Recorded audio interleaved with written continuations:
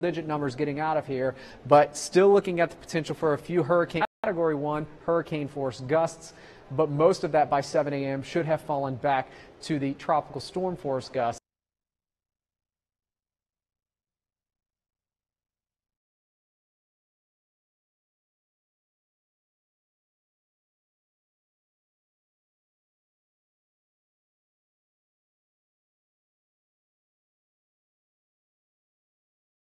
And then by 4 p.m., we're falling out of the tropical storm force gusts. We're back below that 39-mile-per-hour mark, and we could even see some sunshine returning as we go through the day tomorrow. So there's kind of the latest timeline for you, and also a look at where Irma is now. And we want to talk about those sustained winds once again, because as we look at the gust potential here through Hillsborough and Pinellas counties, again, we're looking at the maximum wind gusts possibly up to 100 miles per hour. But again, that would be few and far between. It looks like the bulk of our wind gusts here are looking into the mid-90s for those peak gusts. As we look at other areas, we're talking about those of you down south and east. So this is Polk County, same deal, mid-80s for those upper level gusts that we see later on this afternoon into the overnight hours. And then as we head a little bit more towards the south, I believe this is our Hardy, DeSoto, and Highlands County one. Notice by 8, 9, 10 o'clock tonight, those triple-digit numbers are there. So that's our best chance as the eye wall is moving through for us to see those 100-plus mile-per-hour wind gusts. Now, this is up north, so those of you through Citrus, Hernando, and Pasco County, where we're unfortunately seeing the very heavy rainfall setting up right now across the area, our winds will pick up especially after midnight tonight north of Pasco County. So Pasco County, you're like Tampa Bay. You're looking at your wind gusts really picking up after 8 p.m. and after 10 p.m. for areas from Brookville up to Inverness, and then we'll see those numbers falling quickly as we go into tomorrow morning. And one last stop here down south. This is where we'll most likely see the triple-digit numbers. We're closer to the eye, which is stronger now. Remember, the farther north the eye moves, the lower the winds will get, the weaker the storm will get. We're expecting it to fall to a category 2 or 3 by the time it makes it to the Bay Area. But for those of you in Sarasota and Manatee counties, you'll be at the strongest point with this system. So that's where we could potentially see winds gusting as high as 115 miles per hour. Don't forget, we're under a tornado watch, and we're also under a flood watch, flash flood watch. Flash flood warnings likely coming out later today as we see these bands continuing to pump all that Atlantic and Gulf moisture into our area. But also the tornado watch is in effect until midnight tonight. Greg and I were covering tornado warnings. We did have one confirmed tornado warning, or one confirmed tornado, I should say, in Wauchula this morning. So that tornado risk is going to be with us as long as you are east of the eye. If the eye moves a little bit more inland, you end up being a little more to the west, your tornado threat much lower. It's areas east of the eye that we really have to watch for that tornado potential. Chief Meteorologist Dennis Phillips is in. He's taking over our coverage for us here as we head into the rest of the afternoon. The 2 o'clock update is coming up. Probably no change in the track at that point. And again, really not too concerned about changes in the track because we know what we're going to get now. But he will have the latest coming up for you in our next hit. Yeah, and I can tell you that it's optimistic too. You know, it takes Dennis to come in and kind of put things into perspective. So I'm anxious for you to hear from him. Yes, absolutely. We'll hear from him momentarily. Depending on where you are, we know we can expect down trees, down power lines, and the destruction of weaker structures. By Tuesday, many will return home and find that they need to file a claim with their insurance. And Taking Action reporter Jackie Calloway has an insurance expert on the line with the first thing that you should do and where you can expect, or excuse me, when you can expect an adjuster to show up. Jackie? Well, the news isn't always good. You know, we've talked a lot this week about knowing your coverage, making sure if nothing else, you have at least a copy of your declaration page that outlines all your coverages, how much is covered of the valuables inside your home and of course your home, along with your claims number. Now joining me right now on the phone is Karen Rowling. Karen is the owner of the Cybert Insurance Agency in Carrollwood. Karen, we so appreciate your time this afternoon. What is the first thing that homeowners should do once they return to their property or discover that the storm has passed and they're dealing with some pretty significant damage? Yeah, once it's safe and the storm has passed, they should do what they can to try to mitigate the damage. So if there's a hole in the roof and they're able to get onto the roof and put a tarp on it, anything that they can do to continue to prevent additional damage would be great. The first thing to do. And, you know, we talked about this earlier. What about stepping in, like if they've got a wet carpet and they're worried about mold and it might take the adjusters a little while, what about starting to do a little bit of the work to try and prevent further damage? Absolutely. Take video, take pictures. Everyone has those on their smartphones, and that's the first thing that they want to do is to show the damage, and then they can start to pull up the carpet and do things, but they always want to keep a piece of the carpet, a piece of the drywall, because if the property adjuster doesn't make it there for a few days, then at least they can see the type of carpet that was in there and the type of drywall. You know, we talked about, obviously the first thing you need to do is you call the claims number. The agency might not be open yet due to the damage and the circumstances. When can people expect to see adjusters show up? You know, that's a great question. Because of the size of this storm, and it's going from all the way down to the Keys, all the way, it looks like, through northern Florida, there's only so many property adjusters, so what they are probably going to do is triage, and they will take care of the clients who completely have lost everything first, and then they will continue to triage and do the next in line to get there as fast as they possibly can. Due to Harvey and this tremendous event, a lot of adjusters went to Texas to settle and to help with those claims, so there is not an overabundance of property adjusters for such a large claim like this.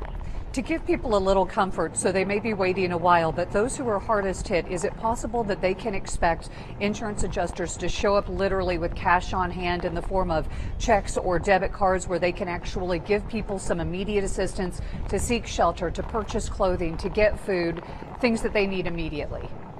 Absolutely. When they call in, when that policyholder calls in that claim to the company, they want to let them know how extensive the damage is so that they can get that immediate need so they can buy clothes and food and take care of their family so they don't have a home to live in. Karen, I know that your agency is located on Ehrlich Road in Carrollwood. I know you'd mentioned on one of your posts that your agency had suffered some flooding a couple of years back. What do you think? When do you think you and your staff after the storm will be able to get in and start doing business again?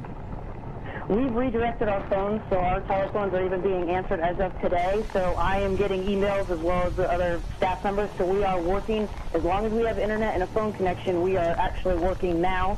And I just told my staff that we're going to wait and see on Tuesday. If, you know, I'll inspect the damage, and if we have power and we can get back into the office, we will. If we can't, my folks are all prepared to work from home, assuming that they also have power and a phone connection. That sounds great. Thank you so much, Karen Rowling, owner of the Cyber Insurance Agency. Certainly appreciate the expertise. So the number one thing is you need to make sure you've got the claims number on hand and that you call it.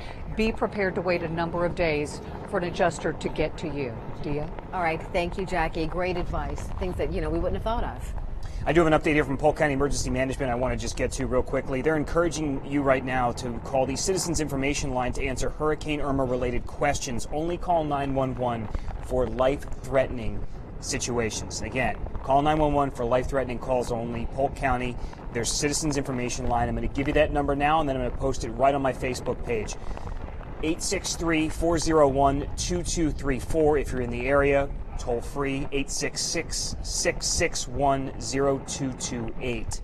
I will post that information right now on my Facebook page and Twitter. Yeah, we'll try to also get it on the main page as well. Okay, we want to head out to our Sean Daly right now. The last time we checked in with Sean, he was heading over the Howard Franklin. Sean, are you there? You there, Sean? Yes, your Sean Daly is here. Your Sean Daly is right here. That's the voice I really needed to hear. Yeah, guys, it's... There you go. There you go. So, Frank and I have been driving around Pinellas. We were in Gulfport where the weather was starting to get pretty bad. And then we went to a couple of places, and you're going to see really wild video in a couple minutes of me over by just west of the Gandy Bridge on the beach there. And I know, and I'm not sure if something's happened in the interim, but at 40 miles per hour, they're going to shut these bridges down. And we're getting close, guys. We are getting very, very close, as you're going to see in that video. But then we came up 275 North, and we got on the Howard Franklin Bridge. And it's a very darkly comic joke, but we know how torturous the Howard Franklin Bridge can be traffic-wise. There was no one on it. There was no one on it. So it's very, very chilling in a way to drive around here and see all this stuff, But it's getting real. And over, I'd say, like the last hour or two, it is getting very, very real. So I hope everyone out there is very, very safe. One thing I noticed just on social media is there's some people posting some pretty fatalistic stuff, some pretty downer stuff, and not very, very positive. And I know we're all scared, and I know.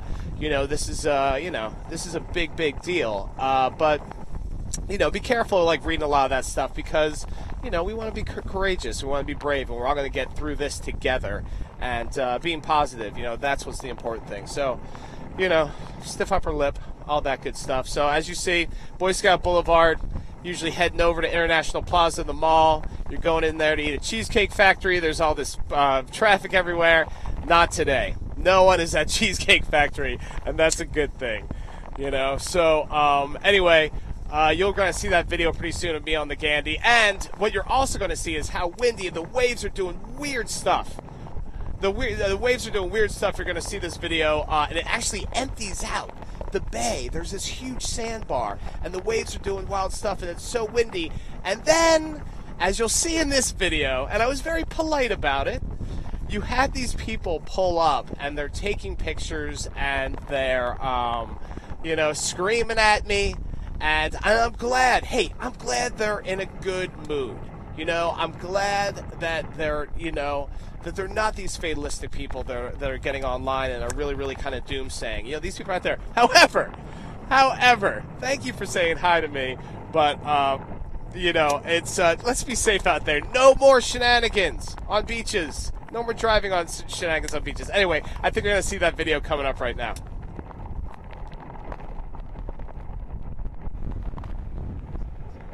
Okay, Sean, we'll check back in with you in a little bit. We want to go to Lindsay Logue now. She's been monitoring the Bay Area bridges. We know the Sunshine Skyway is closed, but can you give us an update on the other bridges? So all of the other bridges are still open right now. We're talking about the main bridges that are the arteries connecting Pinellas and Hillsborough, or the Bayside Bridge, for example, in Pinellas.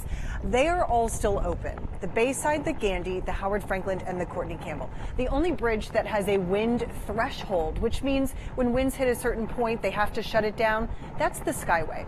That's when Florida Highway Patrol and sometimes FDOT decide that it's just too dangerous for drivers to cross, and at 40 miles an hour, the Skyway Bridge closes, which is what has happened about 12 hours ago now. And the Skyway will remain closed through the storm and after, until the winds die down and it's determined that it's once again safe to cross. As for the other four bridges, it's a matter between if the winds get too high and if the water rushes up over the roadway, whether it's flooding or storm surge on any of those bridges. That has not happened. However, I do expect that to happen as we get closer to the storm overnight when nobody's out on the roads anyway. One, if not all, of those four bridges will close at some point in the next 12 to 15 hours. Of course, we'll keep you posted here, but for right now, they are all still open. There's no wind threshold for those bridges. Okay, fantastic. Thank you, Lindsay. And speaking of flooding, I want to show you some video right now of flooding caused by Hurricane Irma in Miami. Okay, we're going to get off this, and then we're going to go to that flooding. We have that video, guys? No? We don't have that video. Okay. Well, we've got Kamasi Aaron on Bayshore Boulevard. Hey, Kamasi.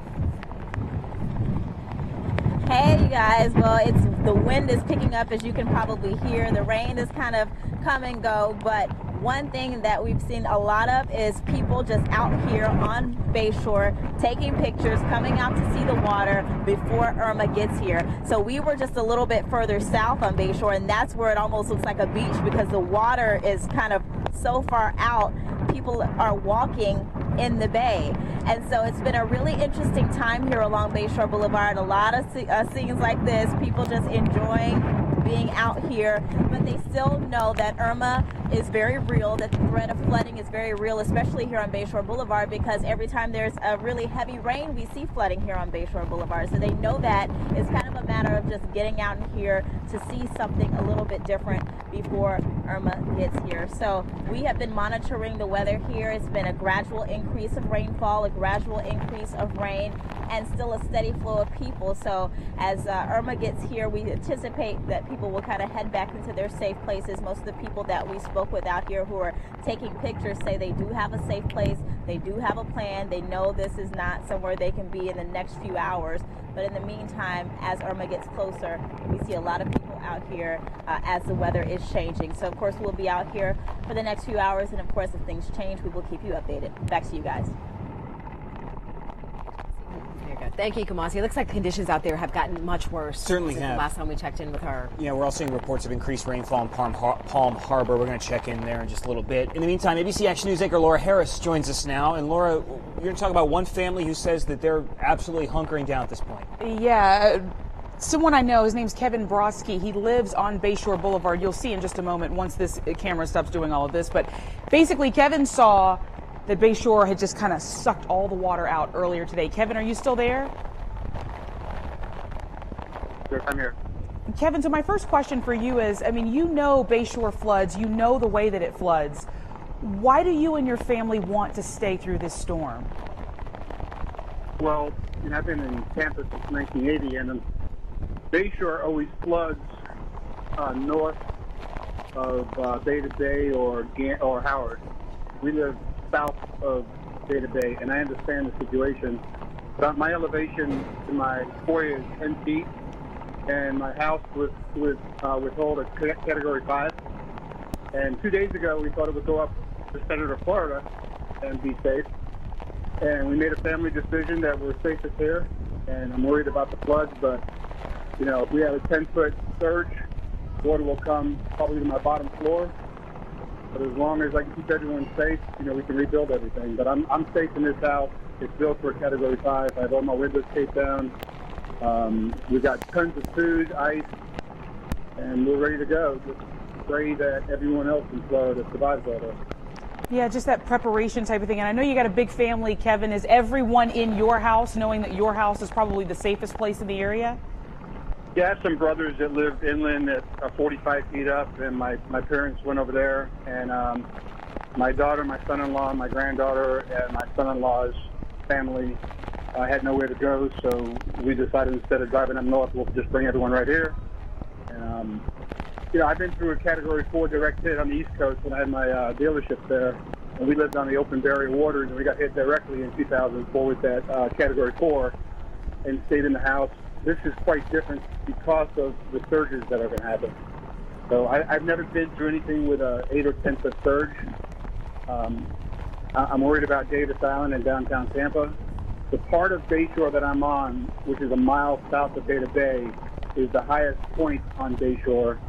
And this morning when I went out at 9 o'clock and took some pictures, the water was about 4 feet below the line. Then I went out there and took the other films, and the water was pulled all the way back, so you could see dry land all around Bayshore. And just the winds are picking up, and you got the bands of rain that come down every once in a while. Kevin, I want to go back to what you were just saying. You know, your dealerships were over on the East Coast when you went through a Category 4. What did that look like? Was it able, because we're seeing airplanes in Key West being tossed around like they're kind of Tonka toys. What did it look like in an area like that? Everything was down. You know, the streets were full of debris, and we did not have any water surges. My Toyota Lexus dealership was right on US 1 on the water. We had damage from the wind and the rain and debris.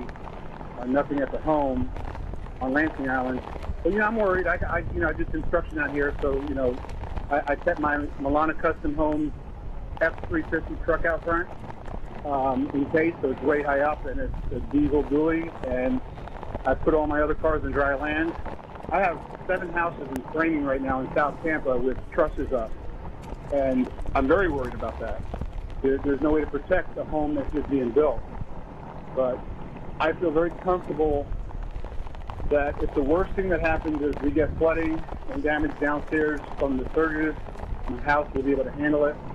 You know, the funny thing is that one of my best friends stayed in Miami. He lives in Sunny Isles and lives on a penthouse on the 37th floor. So for the last 3 days, I've been begging him to get out because he's all the way up on the 37th floor in Sunny Isles in Miami Beach. And it's ironic that yesterday we had to make the decision to either drive up north with all of our family or stay in the home. And we know the home can handle it, but we do not understand or really know what this surge will do to Tampa Bay. We're on the point of inland where the water's been pushing us more towards downtown Tampa, the way the hurricane's coming in. So, unfortunately, there'll be probably a lot of flooding in downtown Tampa. Right. And I'm just praying that all of Bayshore is not totally underwater. Kevin, I'm with you. I've been telling people all day, listen, if you pray, pray. If you hope, whatever you do. But we're hoping for Florida right now. Kevin, thanks so much. I appreciate you being with us. Well, everyone pray we'll be okay, and Houston made it through hard times, and we'll all pull together, and everybody in Florida will just have to be okay and make this rebuild from here. I agree, man. Take care of your family. Okay, thank you. All right, bye. James? All right, Laura, thank you. Let's go check in with Andrea Lyon now. She's live in Polk County with emergency management officials. We're waiting on any kind of updates they can give us about the worsening conditions there. Andrea. Actually, we just had an update not too long ago. The message out here at the Polk County EOC is that already at this point of the day, you do not want to be going outside, even though we are not seeing the full brunt of the storm yet. They're saying don't risk it, don't go outside at this point. They said, it's just too dangerous. They don't want you to take that risk going outside. So far, the EOC says there has not been any major destruction so far with the bans that have been coming through Polk County, although Lakeland police have been tweeting out that there have been reports of trees down. They actually have some pictures we want to show you from an area of 1600 Sylvester, also in an area of Meadow Avenue. They have a few officers going to check that area out as of right now. We also have reports of trees down again on that Meadow Avenue area at this point. I'm going to switch subjects here. Shelters have not been shut down quite yet, but Pete McNally, the director here, says that you really have to assess the risks when you're leaving the house right now to go out to that shelter. But we are learning that there is still plenty of space out at the shelters at this point. Polk County has over 38,000 spaces for people to seek shelter during this storm. And right now, I know that we have probably a little over 7,200 people that have went into those buildings as of yet, including hundreds of dogs and cats at this point. Again, though, they want you to assess the risk before going outside, saying that the winds are already picking up. Also, that the Citrus Connection is no longer giving rides to shelters. We want you to take a listen now to the EOC update from earlier.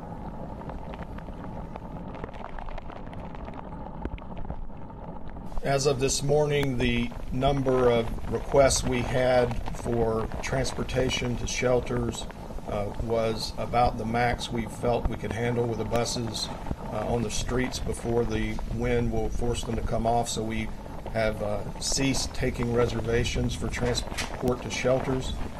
If individuals that need to get to shelters are going to have to, as the sheriff said, we're going to have to make other arrangements, either get there themselves or reach out to friends and family to help. Right now we have some numbers for you. We still have 19 shelters open up here in Polk County. 2 are already closed. That includes Spook Hill Elementary as well as McKeel Academy. We have reports of another one, which is a special needs facility, which is Polk County Health Department is nearing capacity, almost full. We do have a 911 reminder you guys were talking about earlier. Right now, they will not be sending out emergency vehicles once winds reach those speeds of 45 miles per hour or higher, just because they don't want to risk their vehicles. They don't want to risk their personnel at this point. But I have to say, I've been watching a lot of our reports out there.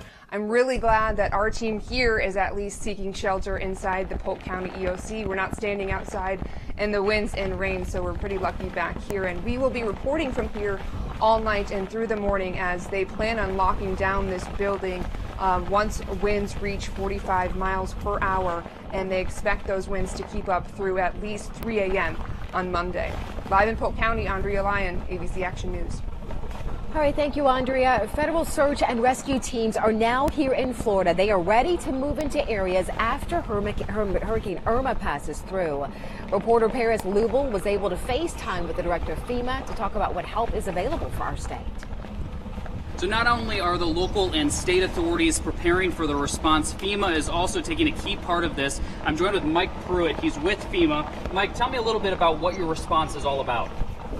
So we're the urban search and rescue teams, and what we are in the process of doing is preparing to go to work for the local officials here in Florida. We've already been involved deeply in operations going on in St. Thomas, Puerto Rico, and now as the storm has moved up toward Florida, we're making preparations to deploy out into the state to assist in any way we can. And Mike, you're staged right now. You guys will move in right after the storm when you're needed? That's correct. From a responder safety standpoint, we want to get the storm to move through, and then we can evaluate where we need to put our resources, and that's what we're doing right now. All right, Mike Pruitt, thank you again from FEMA. They have a huge number of people here, and they will be helping local authorities. For ABC Action News, I'm Paris LaBelle. Okay, we just got word that 1,600 people in Hillsborough County, is that what we're hearing? Hillsborough County? Or in Tampa, okay, near Lake Leto are now out of power. Again, 1,600 people in the city of Tampa are out of power. So we'll try to keep getting those updates for you. First power outages that we're hearing about in this particular area, but we'll try to get those updates to you as they come in. Absolutely. Okay, guys, who are we going to next here? We're going to go to Sean Daly. Sean Daly, okay. Sean Daly's checking out spots in Tampa. He was on the Gandy Bridge the last time that we talked to him. Hey guys, we're on the beach just west of the Gandy Bridge. A couple things going on here. One, the weather is getting bad. First of all, look at the water. White caps are getting bigger. It's emptying out. Isn't that odd? It's emptying out in the middle there. And it's a weird pattern here as the water's going this way, almost like a reverse surge. Another thing, the Gandy Bridge is supposed to close at around 40 miles an hour. It's got to be close to that, guys. It's got to be close to that. It's getting really, really rough out here. People are still showing up on the beach. All right, how you doing? Be careful, ladies and gentlemen. Be careful. Don't do that. Guys, don't do that. But anyway, like I said, getting very, very, very dangerous conditions out here. That Gandy Bridge, I don't want to say anything, but hey, you know, when it gets this rough, it's going to close sooner or later, and it's probably going to be sooner. Anyway, back to you guys. All right, somebody needs to take the coffee away from Sean Daly. Yeah. Okay, we do want to go to our Lauren St. Germain now. She's in Manatee County, where conditions we're hearing are quickly deteriorating. Lauren? Yeah, guys, just before this live shot, my hat straight up flew off my head. Frankly, I'm going to have to hold on to it. We're getting gusts like this. Listen. We're hearing the flagpole banging. We're hearing a lot of wind. A really strong gusts like this happening right now. We're at the EOC in Manatee County. We've been here since about 8 o'clock this morning, and every hour it seems the gusts are getting stronger and stronger. Obviously, the storm is moving closer and closer to Manatee County, but we do want to let you know that the EOC is going to be on lockdown, as well as all Manatee County shelters once these winds reach 45 miles per hour, kind of like Andrea was saying in Polk County. You know, they're all going to start shutting down and locking people in once those winds get too dangerous to really be on the road. See, now we get a little calm in between the gusts right there, so that's good. And again, Manatee County has that mandatory curfew in place starting at 3 p.m. today, 24 hours into 3 p.m. tomorrow, and this is to keep everyone safe. You know, the sheriff is just kind of saying, don't go on the roads, because then if you get stuck in emergency, then, you know, if people have to go help rescue, see another one of those winds. So the Manatee County Sheriff's Office is trying to keep his people safe, plus you guys safe at home. So it's really important to just, if you're in Manatee County, hunker down where you are right now. A lot of people are in shelters. They were pretty much at capacity. They actually had to open up another high school, which originally wasn't going to be used as a shelter, but they opened it up because so many people went to the shelters. That one was a backup, a last resort, because it wasn't the best shelter, but you know, it was better than obviously being in an evacuation zone or whatnot. So we'll be out here. We expect to kind of get locked in pretty soon. I would expect, you know, we kind of thought it would be close to 1:30.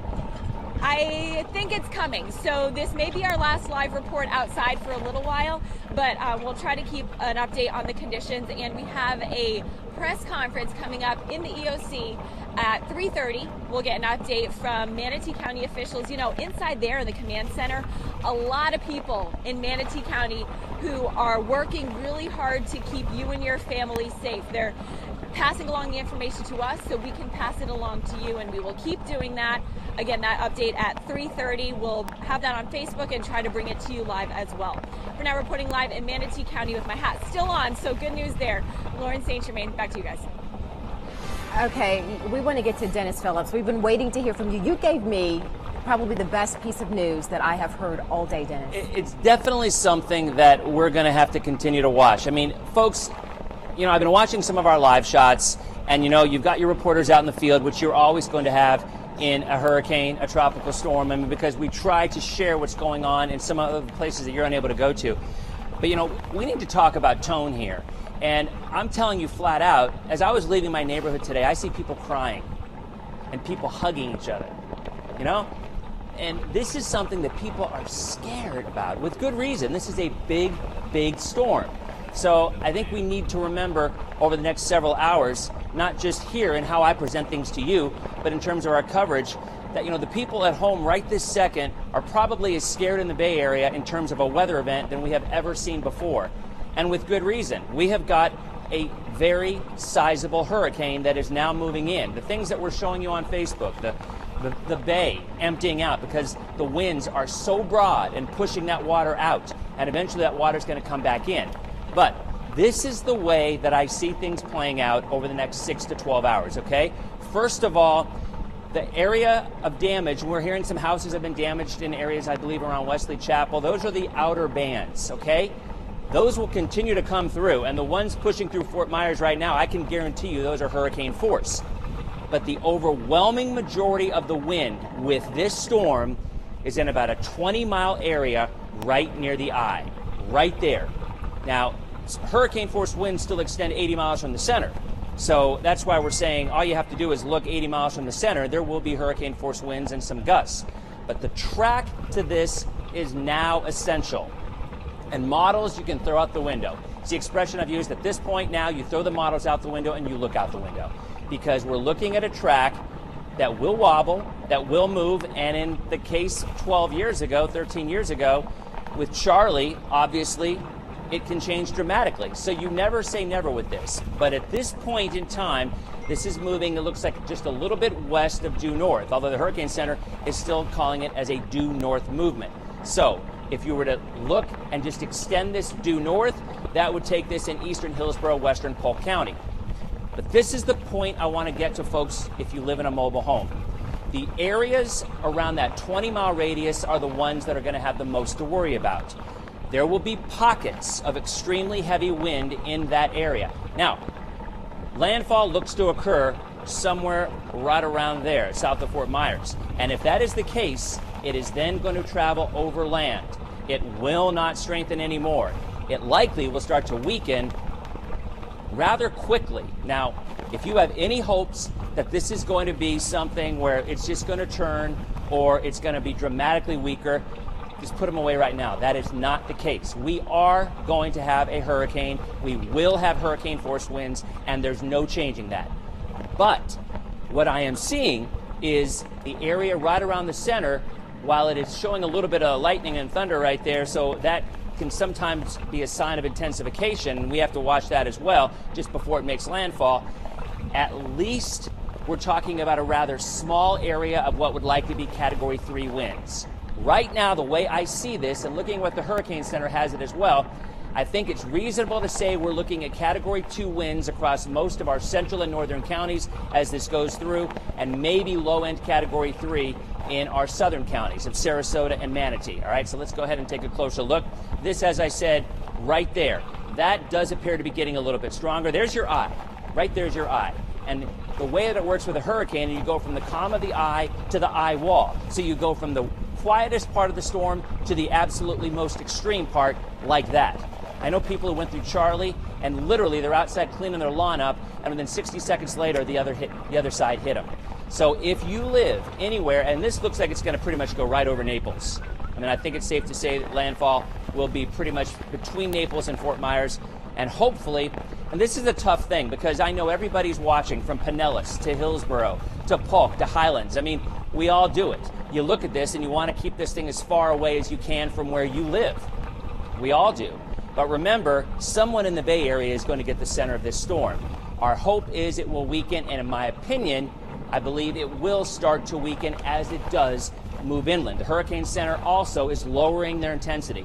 But my point of all of this is if you live in a mobile home, and these are the bands that I'm talking about, by the way, and these are the ones that will continue to spawn tornadoes for the rest of the afternoon and into tonight. If you live in a mobile home and you're within that 20-mile stretch, and this is why now, if you're watching, if you live in a mobile home, if you have friends or family that live in a mobile home, and you watch the track, and we're going to be focused now on the track of the eye more than anything, because within those 20, maybe even 10 miles, there are little bitty pockets of very heavy wind. And those pockets are the ones that can do the damage, okay? They're the tornado warnings that continue to spawn even down across South Florida. So if you have any thoughts that this is going to be, okay, it's in, we're out of here, it'll be all gone by tomorrow morning, no. This will be lingering through most of tomorrow, tapering off maybe later on in the afternoon. So obviously the entire area under a hurricane warning, that won't be changing, but this is all about the track. So I said, again, if you have friends or family that are within about 10 to 20 miles of where that eye is going to cross, and it may not even be an eye at that point, it may just be a center, that is where the worst winds will be. You want to get them into a shelter. I know a lot of shelters are full now, and you need to maybe even start thinking about this. And I'm not saying that this is where it's going to happen, but I think it's my responsibility to tell you what I believe is going to happen to maybe make things a little more helpful for you to make your plans for you and your family. Eastern Hillsborough, Western Polk, if this storm were to continue moving just maybe west of due north as it is right now, and Shay, I think we're going to get a new advisory within like 10 seconds, so if you can, give me the updated positioning of it in terms of the movement. There should be a 2 o'clock advisory coming out. It's out? Okay, so the 2 o'clock advisory, it's still moving due north, all right? So that tornado watch is going to continue right on through tonight and into early tomorrow morning.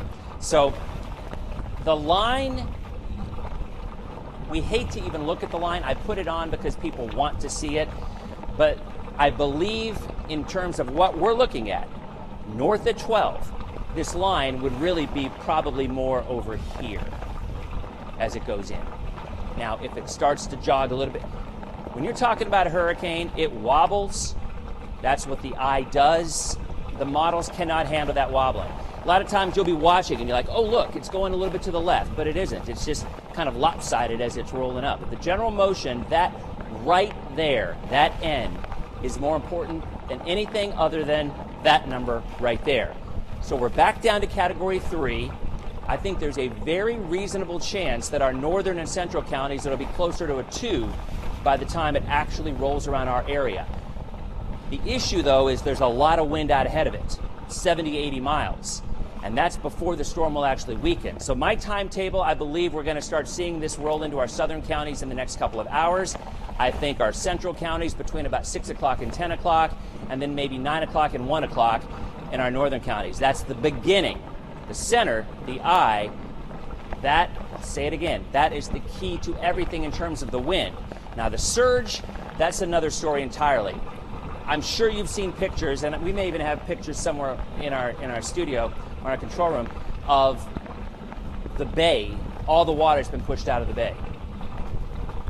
That's unbelievable. I mean, it's a shallow bay, we get it, but it's not that the storm is so strong, it's that it's so large. I mean, there's a look right there at the Skyway, and obviously, you know, things are beginning to pick up. You know, again, I see some of the reporters out talking about the wind, and trust me, you ain't seen nothing yet for the entire area. And this is what I'm trying to just kind of get that message across to everybody watching. Right now, what we're seeing is nothing. Tonight is going to be one of the worst weather nights we have had in the Bay Area, maybe in 100 years. But at least we are seeing a track that could weaken it, and it will weaken it. And not to mention, it's going to start being sheared. The reason that it's switching to the north is because it's starting to feel a little bit of an impact from a push in this general direction that'll accelerate it. Not the winds, the forward speed. It'll accelerate it, and that will have a tendency to weaken it. We're going to have a lot of rain with it. 5 to 10 inches of rain. There will be some flooding, obviously, but surge and wind and even tornadoes are the biggest thing that we're going to have to think about. Okay, this is a map that will be updated again at 5 o'clock. This comes directly from the Hurricane Center, and this is just based on their prediction of where it's going to go. Look how far out the hurricane force winds extend, way out into the Gulf. This is a big, we've been saying this for 2 weeks, this is a big, big storm. In fact, we're going to have to change this graphic. We're going to have to get it back from the banner. But what you're seeing right here, in fact, you might even be able to manually do that. But regardless, my point with this is you can see you can see just how big this is. But the real rough stuff, the winds that cause damage, the kind of damage that we're all worried about, that's causing neighbors to be hugging each other and thinking that this is going to be, they're going to lose their homes. Those winds are extremely small in an area near the eye, 10 to maybe 20 miles, and hopefully they'll get even weaker than that and shrink a little bit. This won't shrink. Area that's going to get hurricane force winds is locked in. That will not change. So, I mean, there's the entire Bay Area. Our entire viewing area will see hurricane force winds. But let me tell you, there is a huge difference from 80 to 85 to 90 mile an hour winds compared to 120 or 130. I've been saying this for the last couple of days. A Category 5 hurricane is 500 times more powerful than a Category 1. So the video and the pictures that you've been seeing of these islands that have been hit by the 5s, that's what the wrath of this storm has done. Unless something unbelievably dramatic happens and it rapidly intensifies, which we don't believe it will, but you never say never with a hurricane, there will be nothing like that. What you can expect in your area tonight, terrifying. I mean, it's going to be terrifying. I'm not trying to candy coat things. I'm not trying to hype things. I think you guys know me well enough for that. But if you've never been through 100 mile an hour winds, and most of us have not, it's a scary thing. It's going to be nighttime. There's not going to be power. So what are we going to do for you? Well, first of all, we're simulcasting on 5 local radio stations, because when you lose power, there's a couple of ways to keep up, because you're going to want to know what's happening. I've been through a storm where we lost power, and you want to know what's happening. So you can either download our app, our ABC Action News app, and we're streaming live right now. So what I'm doing right now isn't just on TV, it's also on the app. The app's free, so you go to either the Play Store or you go to iTunes and you download ABC Action News and you find the spot where it says streaming and you can watch us. And actually I was talking to my in-laws, they couldn't figure out how to make the screen bigger, so I haven't looked at it, but that may be a little bit tougher. But there's a way to make it actually cover your entire screen, whether it's your mobile device or whether it's your computer or whatever it is you're going to be watching on. So that's a great way. But remember, that also is going to use your battery for your phone. So you're going to want to either find a way to charge or have a backup charger or one of those portable block chargers ready to roll, because when the power goes out, I suspect it will stay out for quite a while. So if you don't want to stream and watch, you can still listen to us on a transistor radio, on an old school radio. And that's a great way. The difference is we won't be saying you can see this red blob. We'll have to be using more of a descriptive way in that we present this to you, and we learned that from Hurricane Charlie. So as we go tonight, when the power will be out across much of our area, I mean at 2 a.m., there's what we're looking at. The power probably will be out over the majority of our area. That's when you're going to need it the most. So let's go and look at some of the radio stations now that we actually are simulcasting on right now. They're our radio partners. There they are. Take a screenshot with your phone of that right now, or write it down. It's also on the web, but if you want to write those down real quick, we'll wait.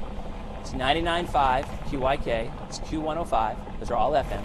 Wild 94.1, 98.7, and 92.5. What we're doing right now, we're simulcasting on those radio stations.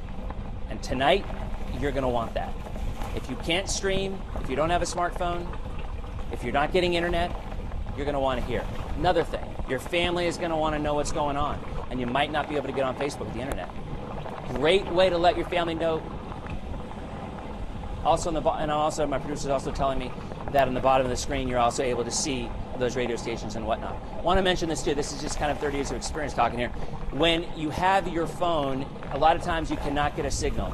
There's not enough bandwidth, or cell towers for that matter, because they could be knocked down. Although I think that's a little extreme. I don't expect we're going to run into that if we're looking at a Category 2 hurricane. But regardless, my point is, it's a lot tougher to get a call out because of the bandwidth. Texting is the way to let your family know you're okay, because it requires far less bandwidth, and you can receive texts a lot easier from your relatives.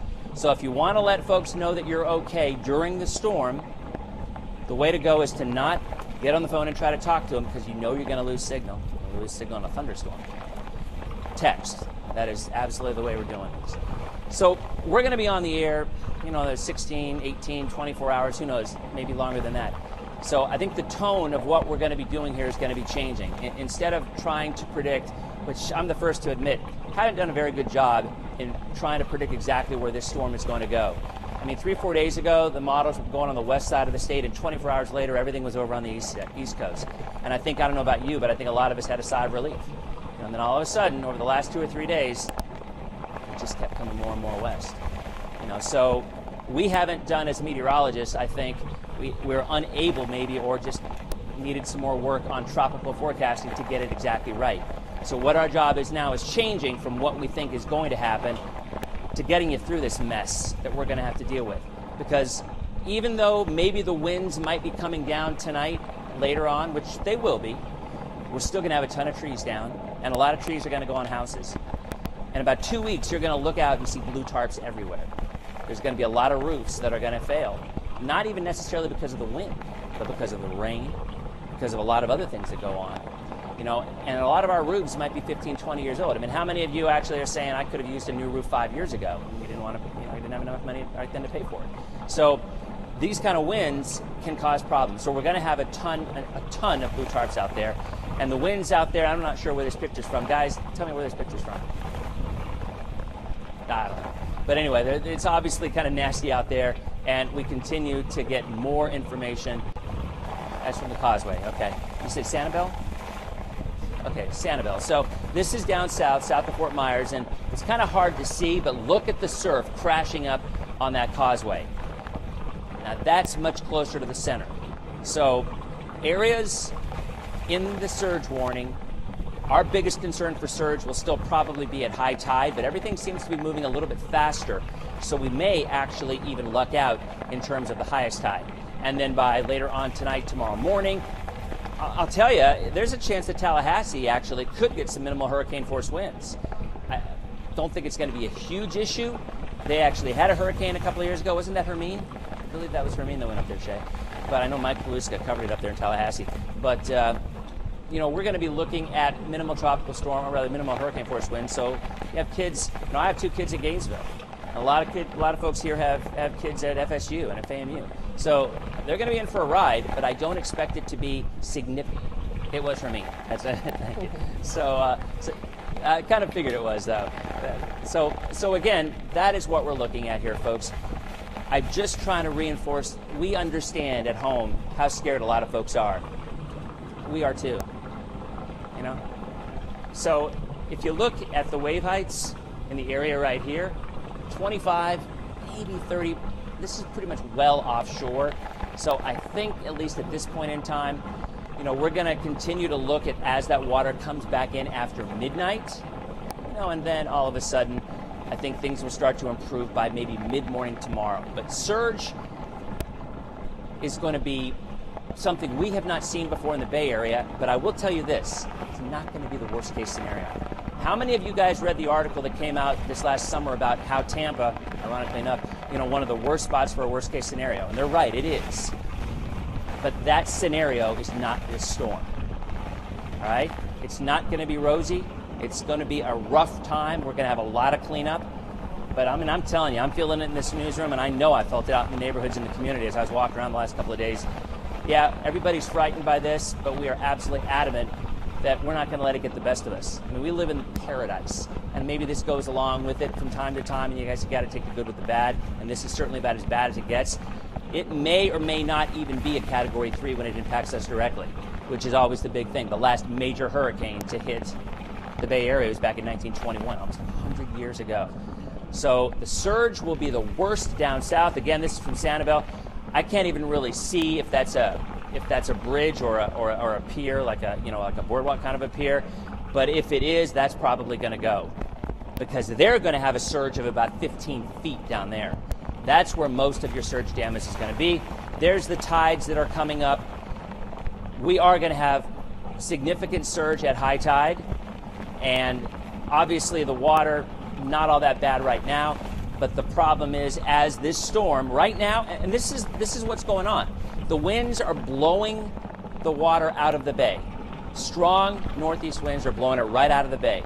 Once Irma passes our area, and then the winds come around out of the southwest, that water that came out is going to get pushed right back in, and more of it, because it's such a big storm. Not a powerful storm per se, even though it is, but a big storm. It's pushing a lot of water, as we say.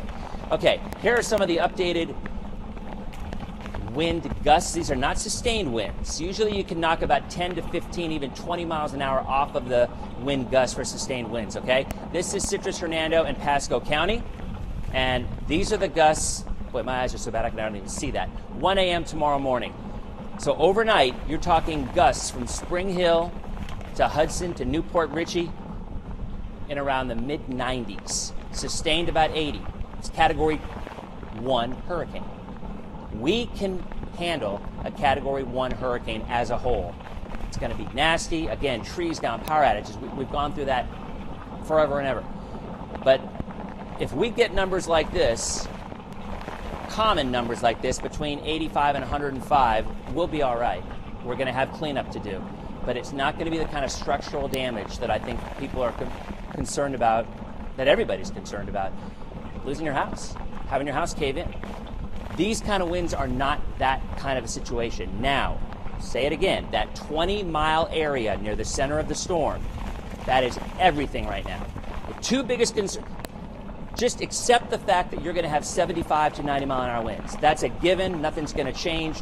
That is our base point, all right? And then there will be some gusts that will be a little bit higher than that at times, especially in our southern counties, Sarasota and Manatee, because you're closer to the center of the storm. You're closer to the eye. And as the eye makes an inland track, if that does indeed occur, and we never say never, but if it does, as we believe it will, then all of a sudden it will start to weaken as it moves north. Now, I don't think it'll weaken maybe as quickly as a smaller storm, because this is so big, it's going to take a little bit longer to wind it down.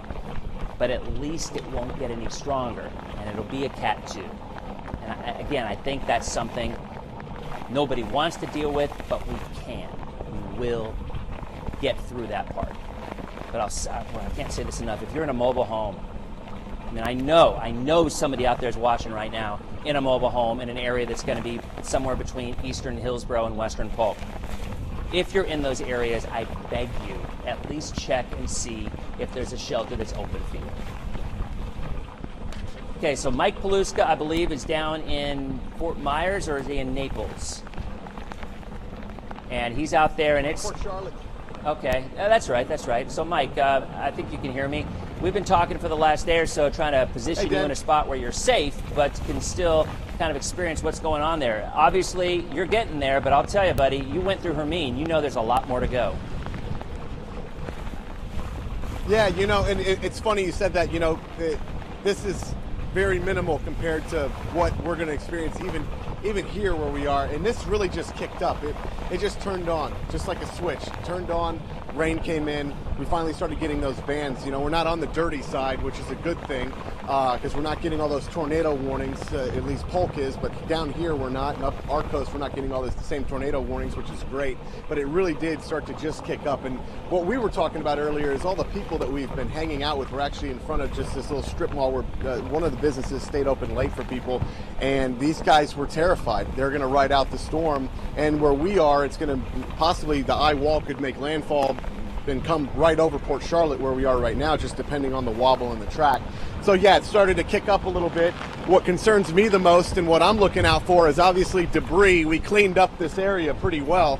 I mean, we walked it multiple times, grabbing boards, nails, whatever we could find, because I don't want any of that flying at me. But then you take a look at the power lines here, and you see these trees, and these winds are weak compared to what we experienced in Tallahassee and Hermine last year, and that was, you know, a Cat 1, and I think the winds, we were about 4 miles from where it came ashore, and it only lasted for maybe 3 or 4 hours. This event's going to last for maybe 8 hours of just pounding wind hitting this area. The power lines here, they're going to snap, they're going to go, and I'm not going to be anywhere near them when that does happen. I'll be running the other way because I'm terrified of electricity.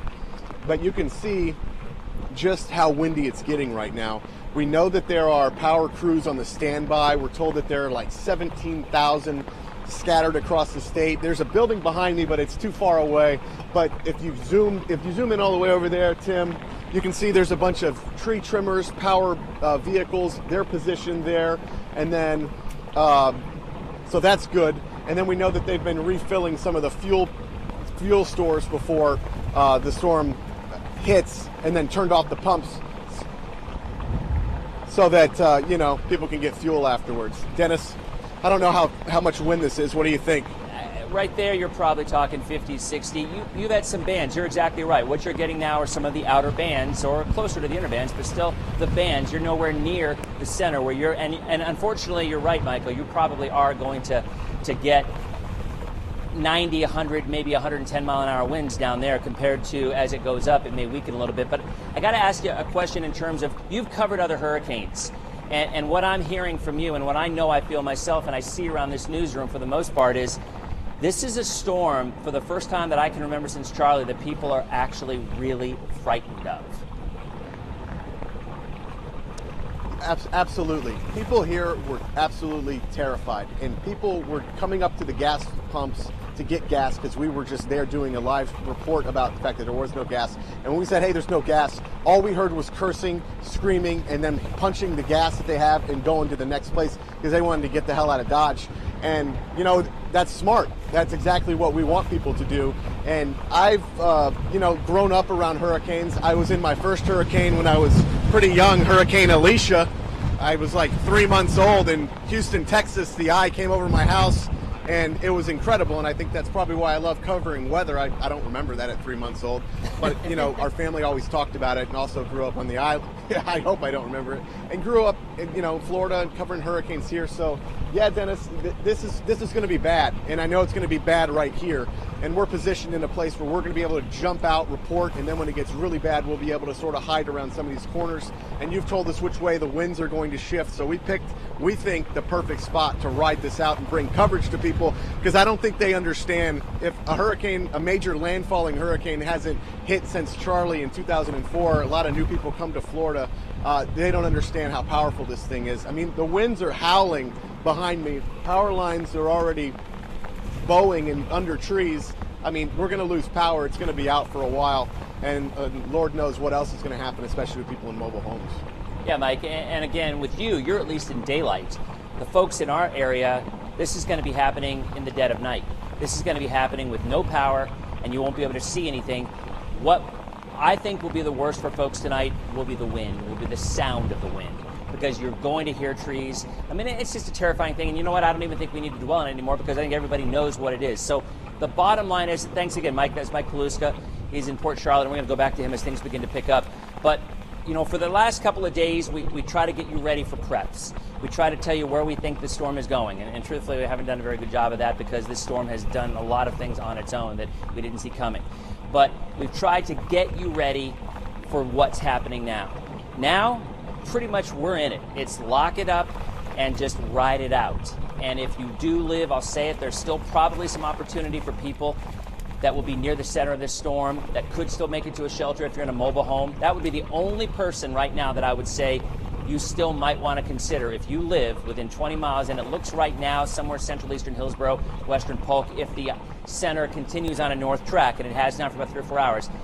If you still have time to go to a shelter and you're in a mobile home, that might be the way to go. But now it's our job to let you know how we go hour by hour, what to expect, and in my opinion, to just help you get through this. It's an emotional time for us, So I don't know about you, but I'm tired of seeing people scaring us on TV.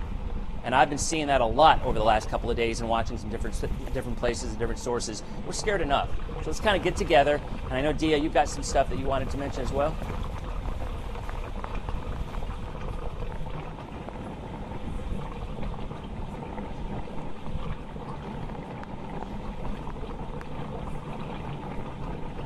For Temple Terrace. Can you guys hear Dia? I couldn't hear her either. Okay, so mic back on, please. There we go. Yeah.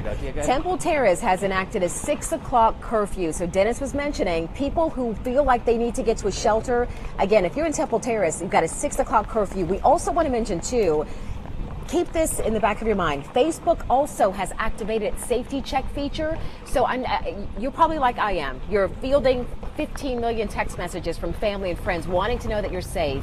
If you go on and you activate that safety check, you save your data. You let everybody know that you're safe, and then you don't have to constantly let people know because they're worried about you, so they want to know that you're safe. That's another option. One other thing to remember, Dennis mentioned that this storm hitting in the dead of night, and you want to prepare for the power outages. Make sure that you use this time right now to charge your cell phone, to charge your laptops, charge those tablets, so that you can make sure that you stay connected and you know what's coming next. Make sure you do that now. Also, make sure that you put flashlights, or if you have those little battery-powered candles, make sure that you put them somewhere that you can get them right away. I know with my kids, I always try to put them maybe one on the nightstand so that if the power goes out, they know it goes out.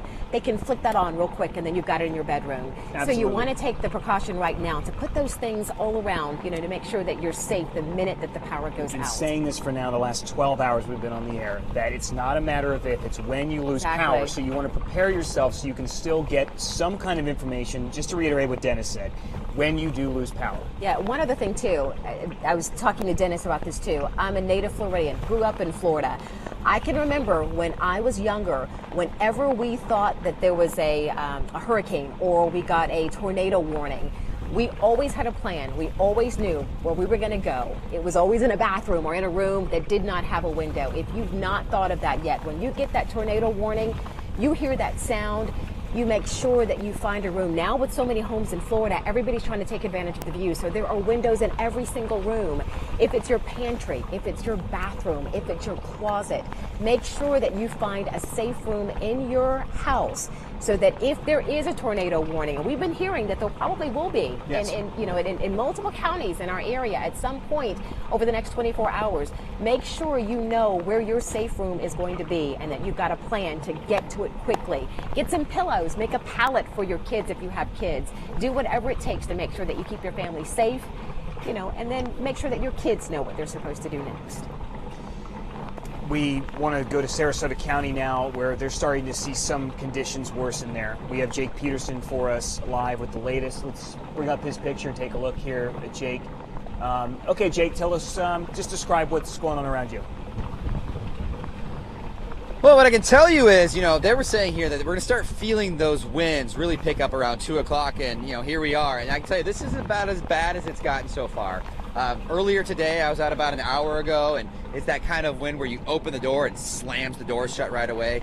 It's definitely picking up here. We still just have some light wind, but again, or light rain rather, but the winds are picking up. We're outside of the Emergency Operations Center. This is kind of where all of the folks, the FHP, Florida Power Light, they all kind of gather here and monitor the storm. But what I can tell you is that the winds rather, weren't this heavy yesterday, and we already saw some downed trees on Siesta Key. So the possibility for those trees, bushes, I mean, you can just see this guy here. He's already starting to really blow here. It's coming. I mean, the roadways are really going to start to deteriorate here pretty soon here in the Sarasota area, and then obviously head up north, Manatee, Pinellas County. Now, I can tell you, a lot of folks here have taken shelter, 17,000 in shelters, and 10 different shelters here in the Sarasota area. They still will take you if you're watching this and deciding, hey, I do need to go for shelter. I do need to get some safety. Right now, they have 7,000 spots available here in Sarasota County. Up north in Manatee County, they have some limited space as well, we're hearing right now. But that's the latest here in Sarasota County. We're expecting a briefing within the next half hour to an hour or so, and we'll let you know as soon as that happens. Reporting live here in Sarasota County, Jake Peterson. Back to you guys. All right, thank you, Jake. We also want to mention, too, I mentioned that when Dennis came in, Dennis always comes in and he gives us a little bit of an update. And at this point, so many of us are stressed. So many first responders, you're out, you're away from your family. People are watching us, they're messaging us, they're sending us Facebook messages, they're sending us email messages. People are very scared. But when Dennis came in and he whispered to me, just a little bit of hope. You hold on to every single gleam of hope. And when Dennis said, this storm is going to be not as strong as we expected. It's going to be bad, but this we can survive. And instantly, I felt, you know what? It's going to be okay. He may have been whispering to you, but I overheard it, and I needed to hear it as well. So we want to hear back from Dennis again. Thank you, Dennis, for the hope. That's all we need. Yeah, Dia, and I think that's actually what a lot of folks are thinking about right now. I think they're going to come back to me. That's what we're talking about. But let's be very clear right now about what we're going through. We'll talk about current, okay? We still have a hurricane warning. we are still looking at the worst winds the Bay Area has seen overall in decades, okay? So let's not minimize the threat. But remember, there was the potential, especially with all that warm water south of Florida. I mean, there was talk, and that was a conversation that I would have entertained as well, and did for that matter, that all that warm water down to our south could cause this to blow up to a 4 or maybe even a 5, you know, and maybe it could have come in from the southwest. That's the worst case scenario. A southwest to northeast moving storm getting stronger as it did so, like Charlie, of this size would be that big one, that worst case scenario that we have ever seen. So that is not going to happen.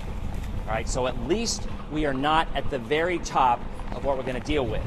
But I do not want to minimize the threat at all in terms of what we are going to experience, which is the strongest hurricane overall, north to south, that we have dealt with in decades. But trust me, there is a big difference from a Category 2 storm, or even a minimal 3, to a 4 or a 5. So, Shay, I think I locked it up. All right, that's okay. Just pop it up from the beginning again. Sure. So, and as you see, we're going to be having conversations right on through the overnight. This is not the traditional news coverage, because what we're doing right now is we're just going along as you are. We're locked in, nobody's leaving. You're locked in, nobody's leaving. The exception, as I said, if you're very close to a shelter and you just decided, I don't need this, I'm going to go in and hang with my friends and hang in a very nice, we're not comfortable, granted, but at least safe building. But in terms of what we're looking at across the area now, all right, this is a map we just created, and we'll get Wendy and Jameson are coming in right now, so we'll talk with them in just a second.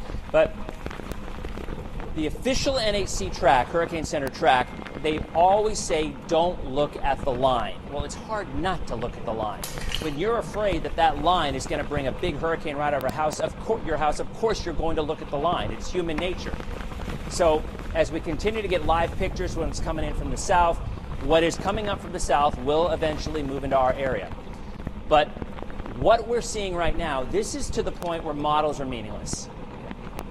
Again, they really weren't that good either anyway for the last 4 or 5 days.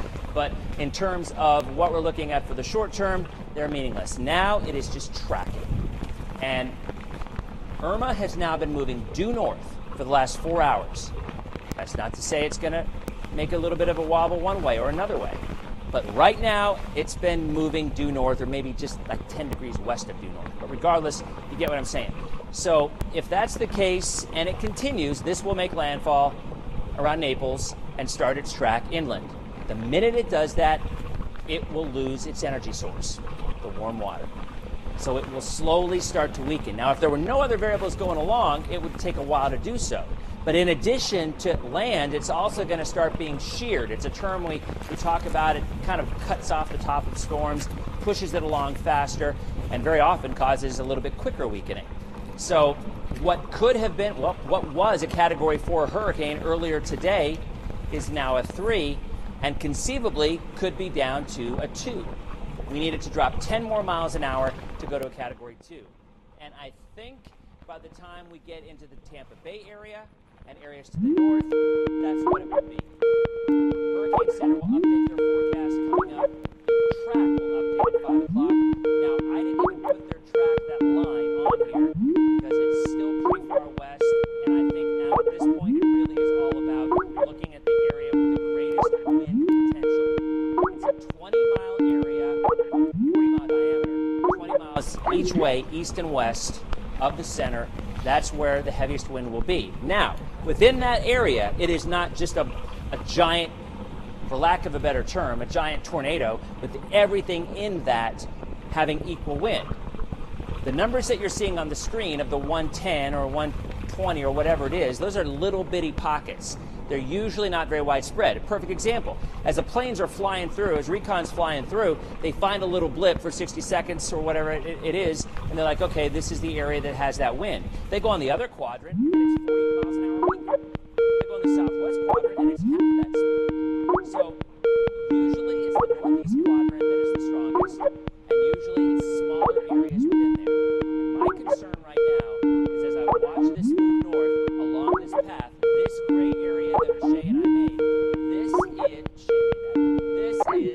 path that shows a 40-mile diameter from where we're right now seeing the center of the storm going, okay? That's all it is. This isn't the Hurricane Center's path. This is us eyeballing it and saying, it's going north, it's been north 4, and we're taking the radar and extended it for you.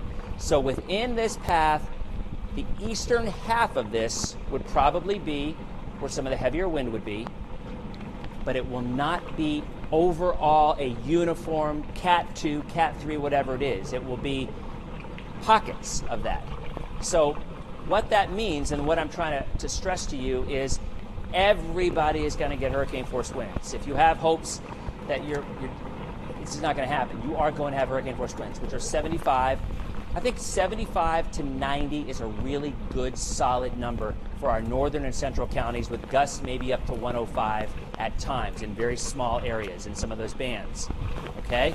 Sarasota, Charlotte, Manatee, yours will be a little bit higher because it's not going to have an opportunity to weaken quite as much by then. But our hope is that it continues to weaken, and truthfully, once it makes landfall around Naples, I think it will. But it's going to take a while because she is such a big storm. Big enough to blow the water out of Tampa Bay. Even without the winds getting here yet. I mean, that's what's crazy about this. Think about this. We don't really have any of the wind at all yet. And yet, the push was strong enough to get the bay pretty much dry, which is why you don't want to be anywhere near there when it comes around. When will it come around and come back in? Once the center of the storm passes that latitude. So right there, the winds go from northeast to southwest when the storm is there. When the storm is here, see what I'm saying? Once it passes that line east to west, the winds shift from the northeast to the southwest, and all the water that was pushed out is now pushed back in. That is going to happen. There's no way around it. That's when the surge is going to be an issue. The entire time, we're going to have torrential rains. We're going to have flooding. I was driving in with a band, and I saw a big billboard for an insurance company, need insurance, hurricane insurance, called them. It was ripped apart, and that was just a gust, 45 miles an hour. So this right now, what you're looking at coming through, and there will be additional tornado warnings, by the way, and those are usually really small, very short-lived, but they still have 90-mile-an-hour winds a lot of times and can do some damage.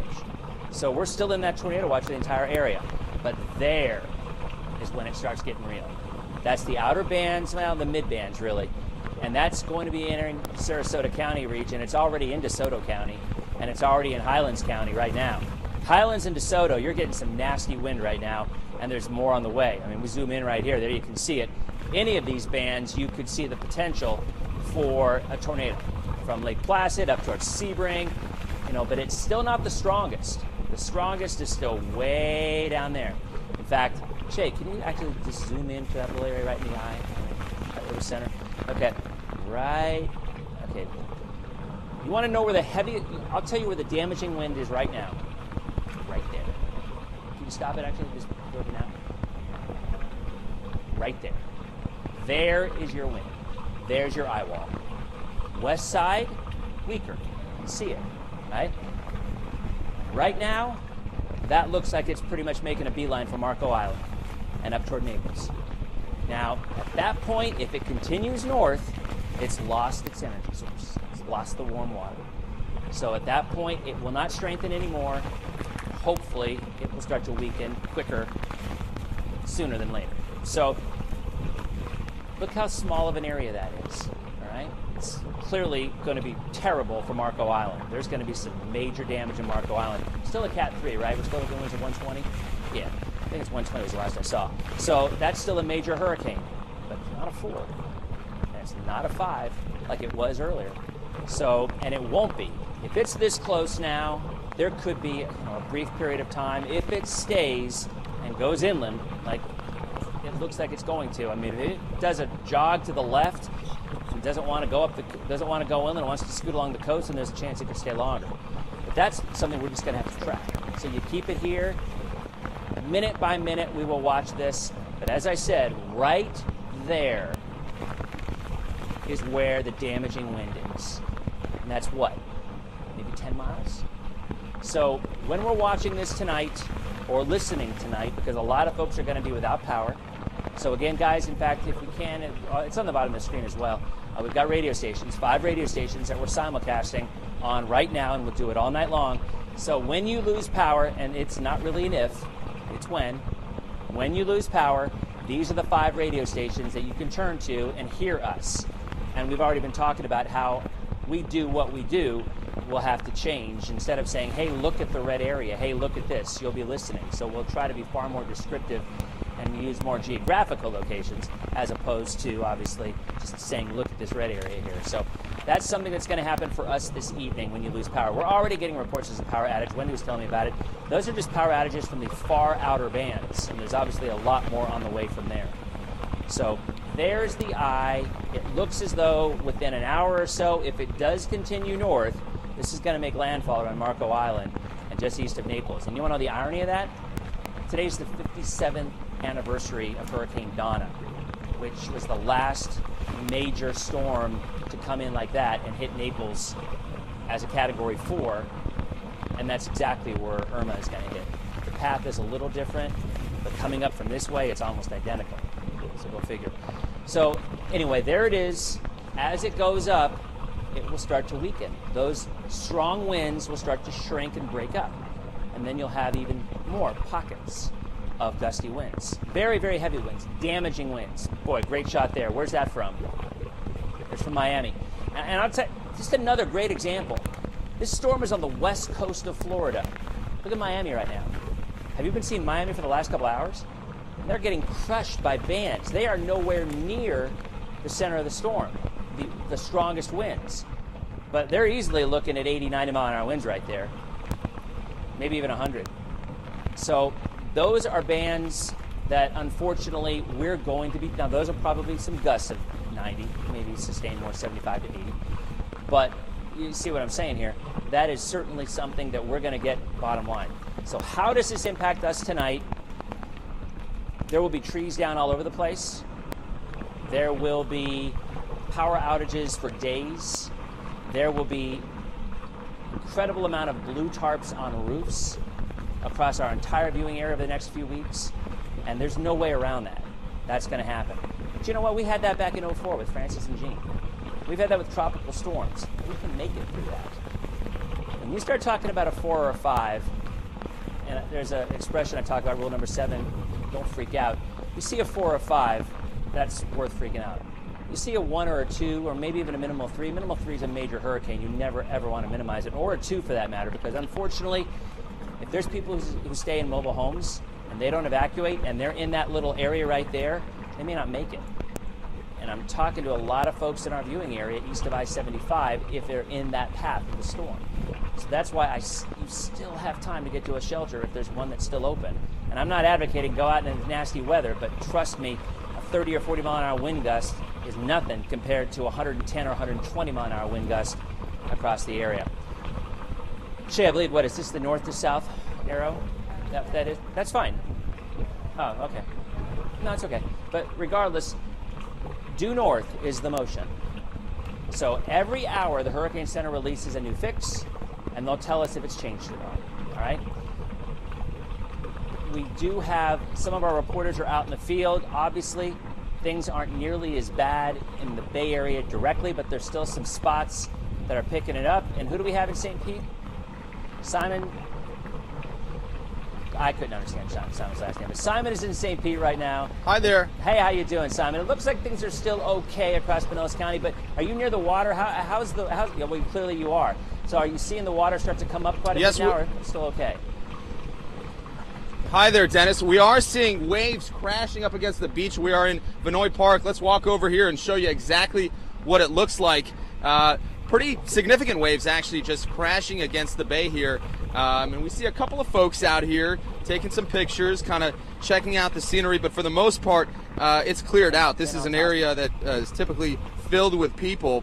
And this is what we've been talking about, those intense winds and what we will begin to feel tropical storm conditions. And that's prior to Hurricane Irma arriving in this area, just a few short hours from those anticipated winds of more than 100 miles an hour lasting through tomorrow morning. We do see a police presence out here. Important to point out, they are also going to be clearing out before too long, meaning that anyone who's out and about, as we've been told, will essentially be on their own.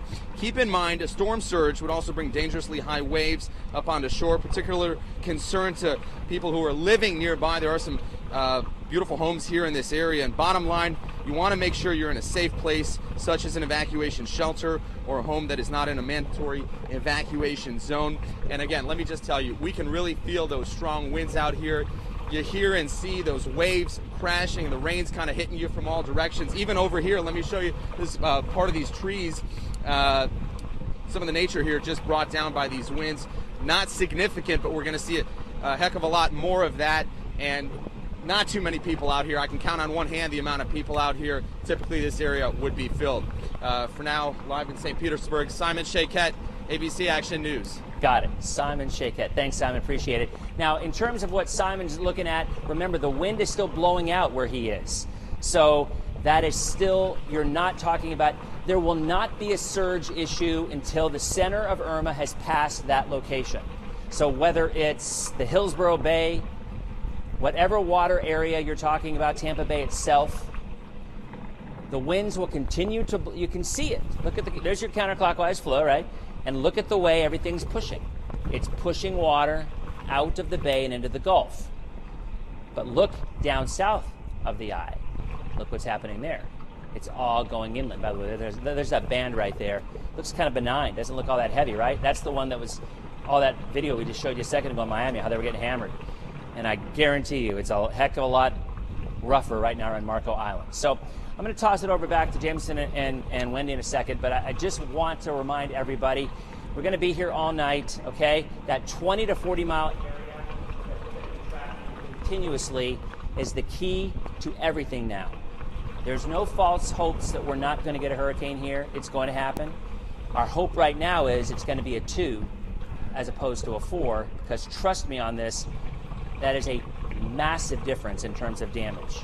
You got a lot of cleaning up to do either way, but you get a 4, you start talking about structural damage.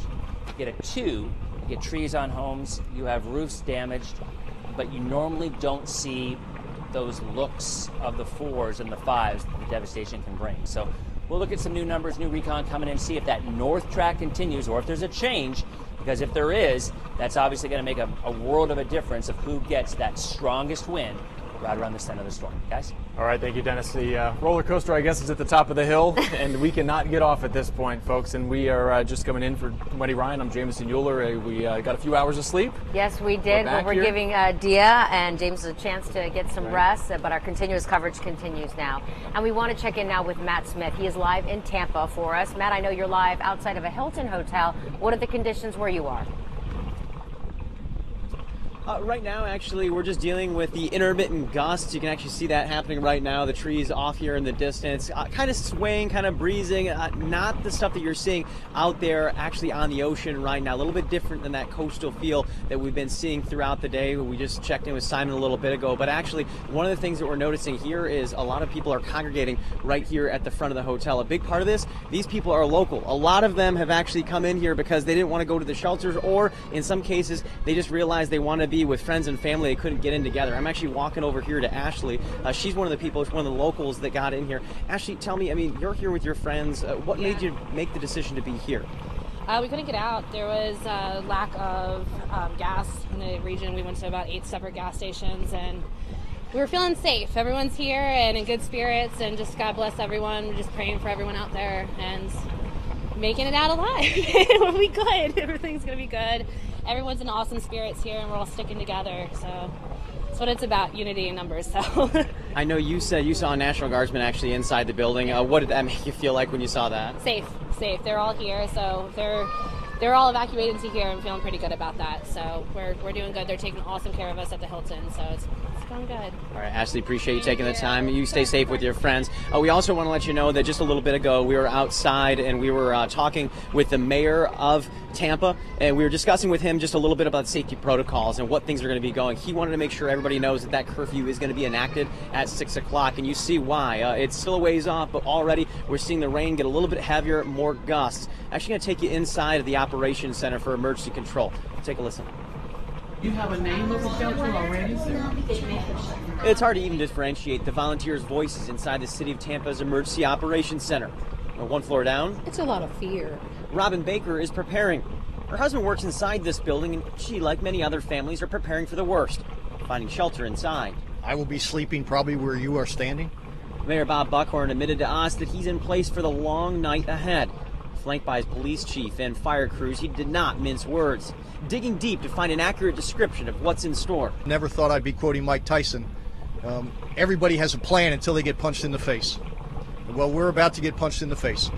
And so it's incumbent upon us to react and to adapt, to change that plan if necessary, to roll with whatever is we are confronted with, and to come out of this in good shape. The mayor said earlier that, we got lucky for 90 years, and it sounds like our number finally came up. I mean, when you hear that, how do you react? Well, it's terrifying. It's really afraid, especially in Florida. If you didn't evacuate early, you've got nowhere to go. It takes forever to get out of here. So you might as well just find somewhere to go and stay. Which is exactly what we just heard from Ashley a moment ago. They couldn't get gas. They wanted to evacuate. They didn't have a chance. A lot of the people actually in this hotel, one of the more interesting stories I found was some of them just got to the situation where they had to come here. They didn't have a choice to be anywhere else. They went to a couple shelters and they finally just said, you know what, I'm not going to be willing to go through place to place to place. That's why we have all that information over our website, ABC Action News. But we do recommend that if you're making that last ditch effort to get into those shelters, you call ahead and make sure there is a space, because as we start to see these gusts pick up, one of those situations is going to be, if you go there and they don't have room for you, where do you go then?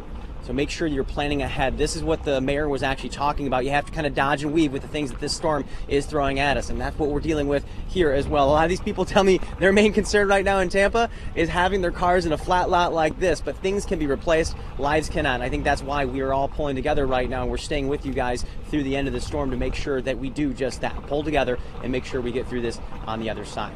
We're live in Tampa right now. Matthew Smith, ABC Action News.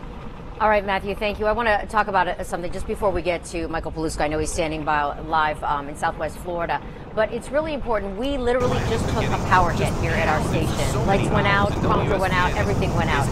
And the storm is miles and miles and miles south of us. And I was talking to my husband earlier this morning. He's already lost power. He's in Wesley Chapel. So the chance of you guys losing power really, really high. So I want to remind you now, charge your phone. Charge everything you have. Charge everything you have, because that will be your only communication for safety when the lights go out. So if you haven't done it now, make sure all your phones or computers, whatever, at 100%. So when the lights do go out, and they probably will, all across the Bay Area, you have some place to get some information and to communicate with family and friends as well.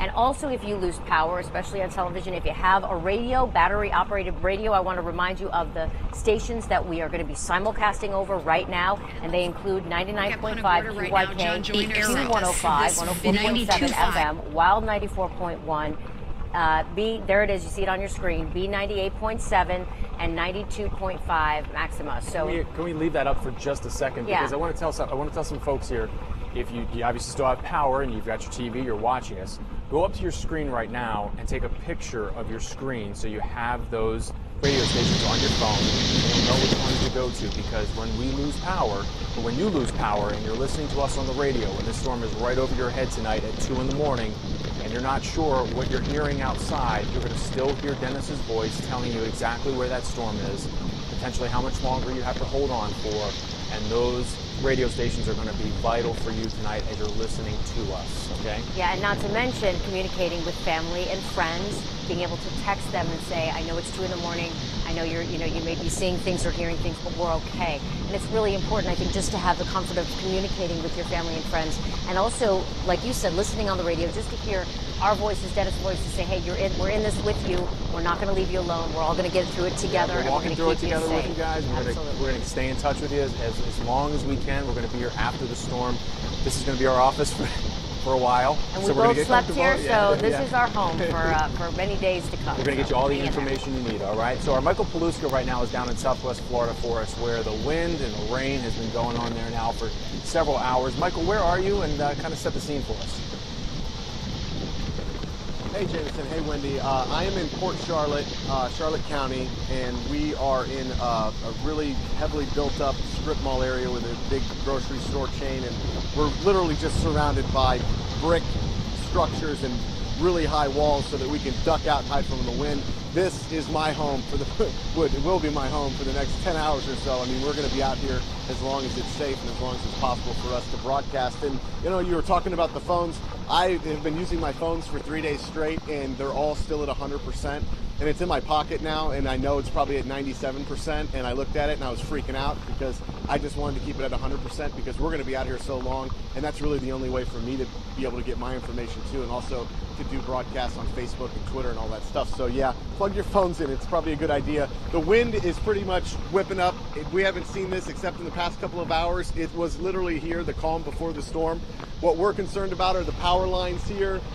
Looks like some pretty sturdy power lines, but of course there's a couple of trees in this area, and when those gusts kick up, we're talking maybe some tropical storm force winds. This is really nothing compared to what we're going to see. We're about 63 miles or so from Naples, where the eye wall's slowly starting to push in, so we're getting just the push of the storm while everybody else are getting those outer bands, and the outer bands are bad, and that's 100 miles away from the storm. I can't imagine what we're going to get.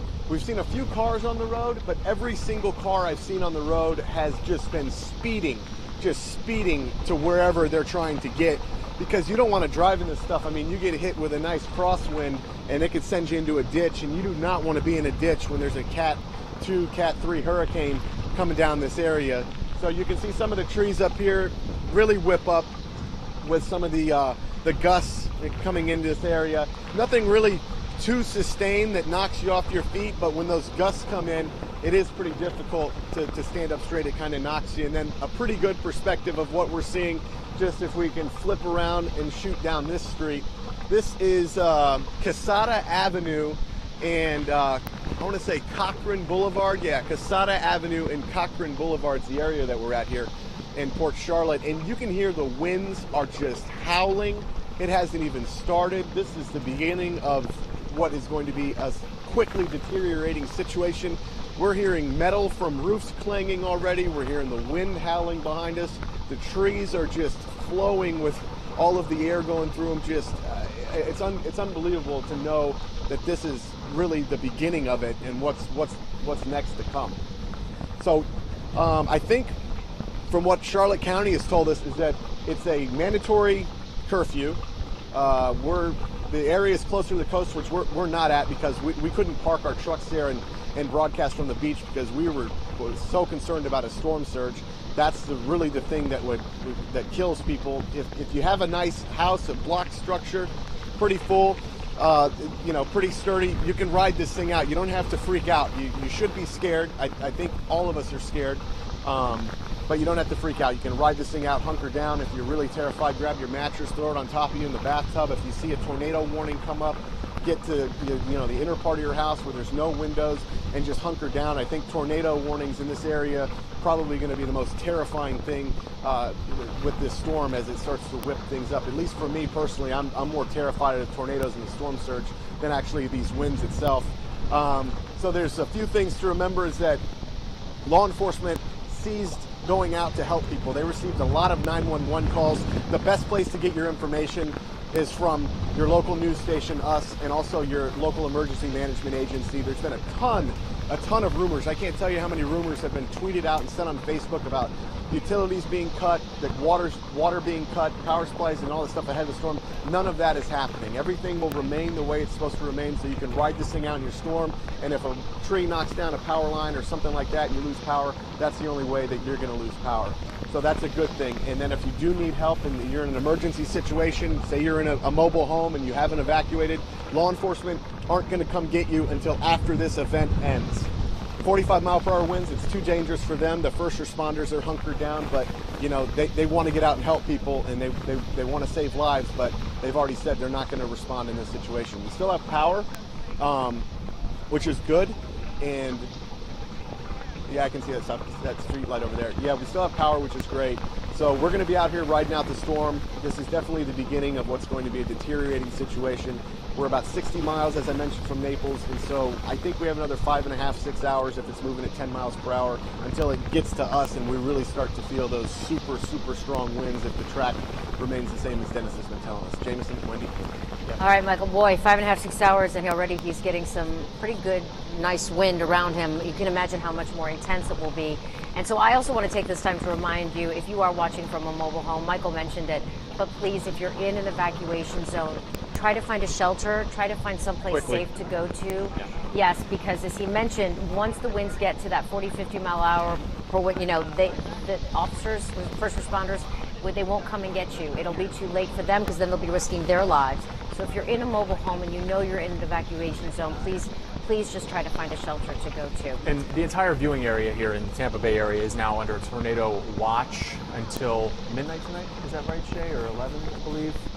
It's till the end of the night at least. Right. I thought I saw midnight. Right, okay. Shay? Shay Ryan is checking for us.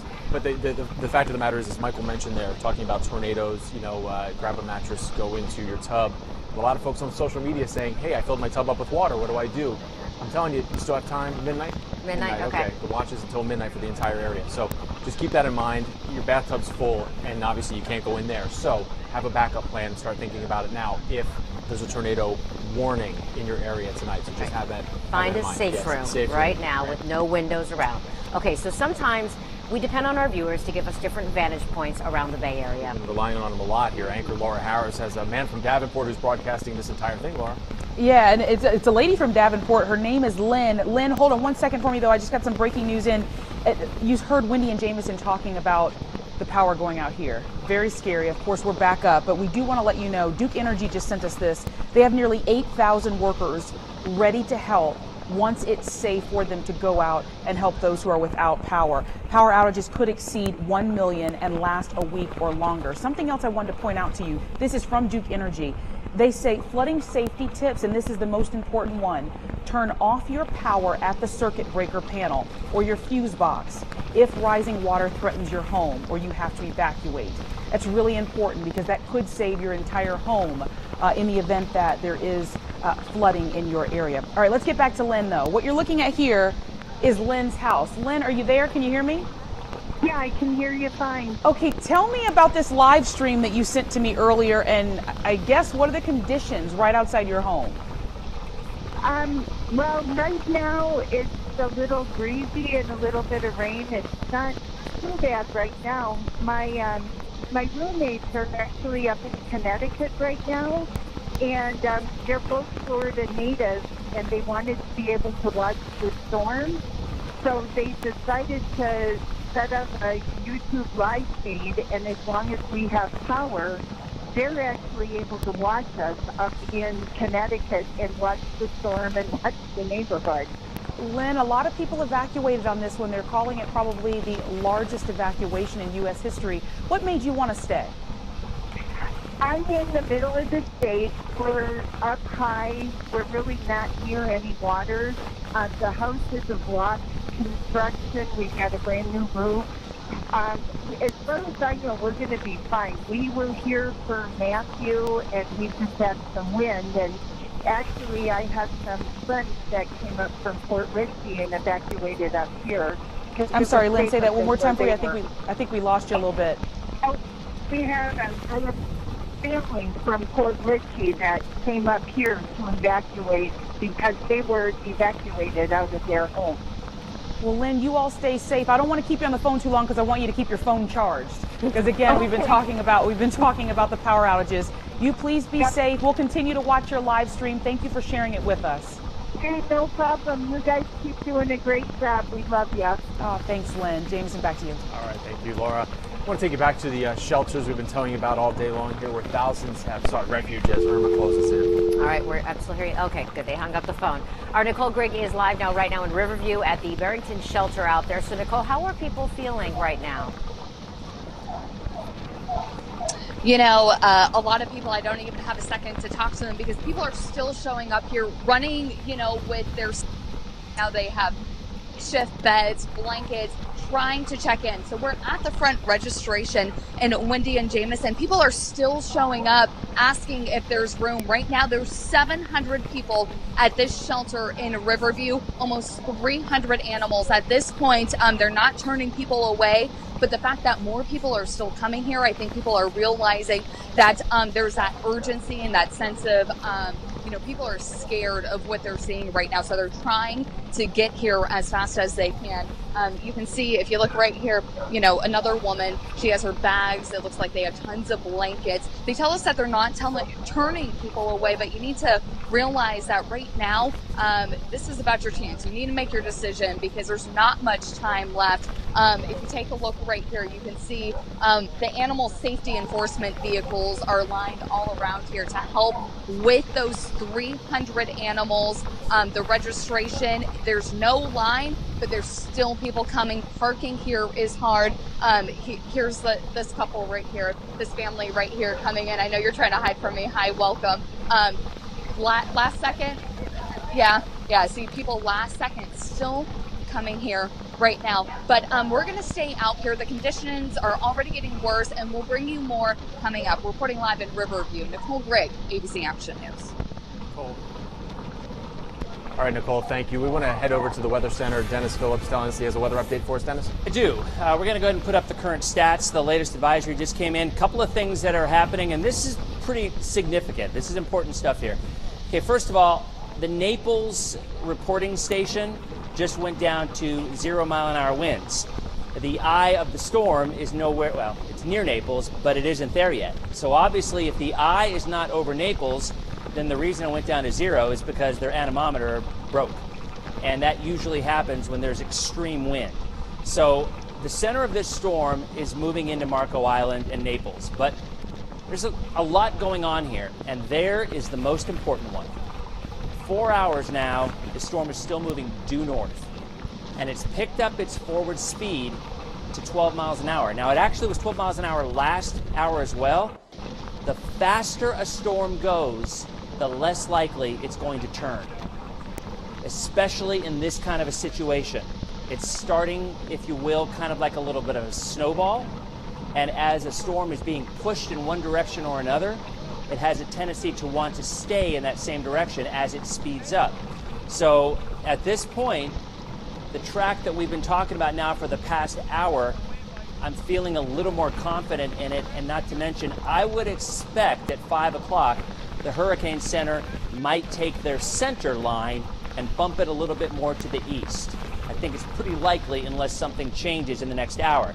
Now, we never look at an individual satellite or radar motion over a brief period of time and say, oh, look, it's turning, because they wobble. A lot of times, especially as storms start to weaken or as they approach land, they're kind of lopsided.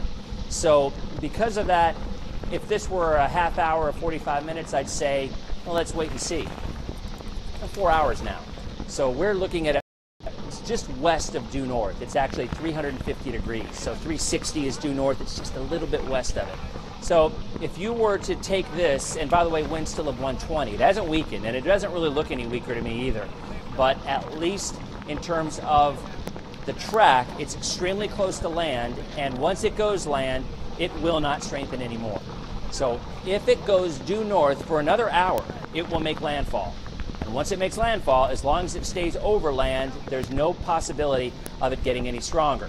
Now, this is the map we showed you about 15 minutes ago, and this is not the Hurricane Center's projection. This is our projection. This is their fan, if you will, their margin of error closed in just a little bit. And it's still using the data. Again, when you get to this point in tracking a hurricane, it's not about models anymore. It's about literally just watching where it's going. It's following the wobbles. It's knowing the difference between a turn and a wobble. It's using your experience to say, okay, this is where now we believe it's going. And the majority of the time we're going to be right compared to the models over the last 4 or 5 days where we weren't very right at all. We were all over the place with this thing. It just did not do what we thought it was going to for a prolonged period of time. So if it continues its north path, this will be the area we're most concerned about, because about 20 miles to the east of the center will be the most extreme winds. It's near the eye wall. Now, it's possible the eye could even collapse partially by the time it hits it.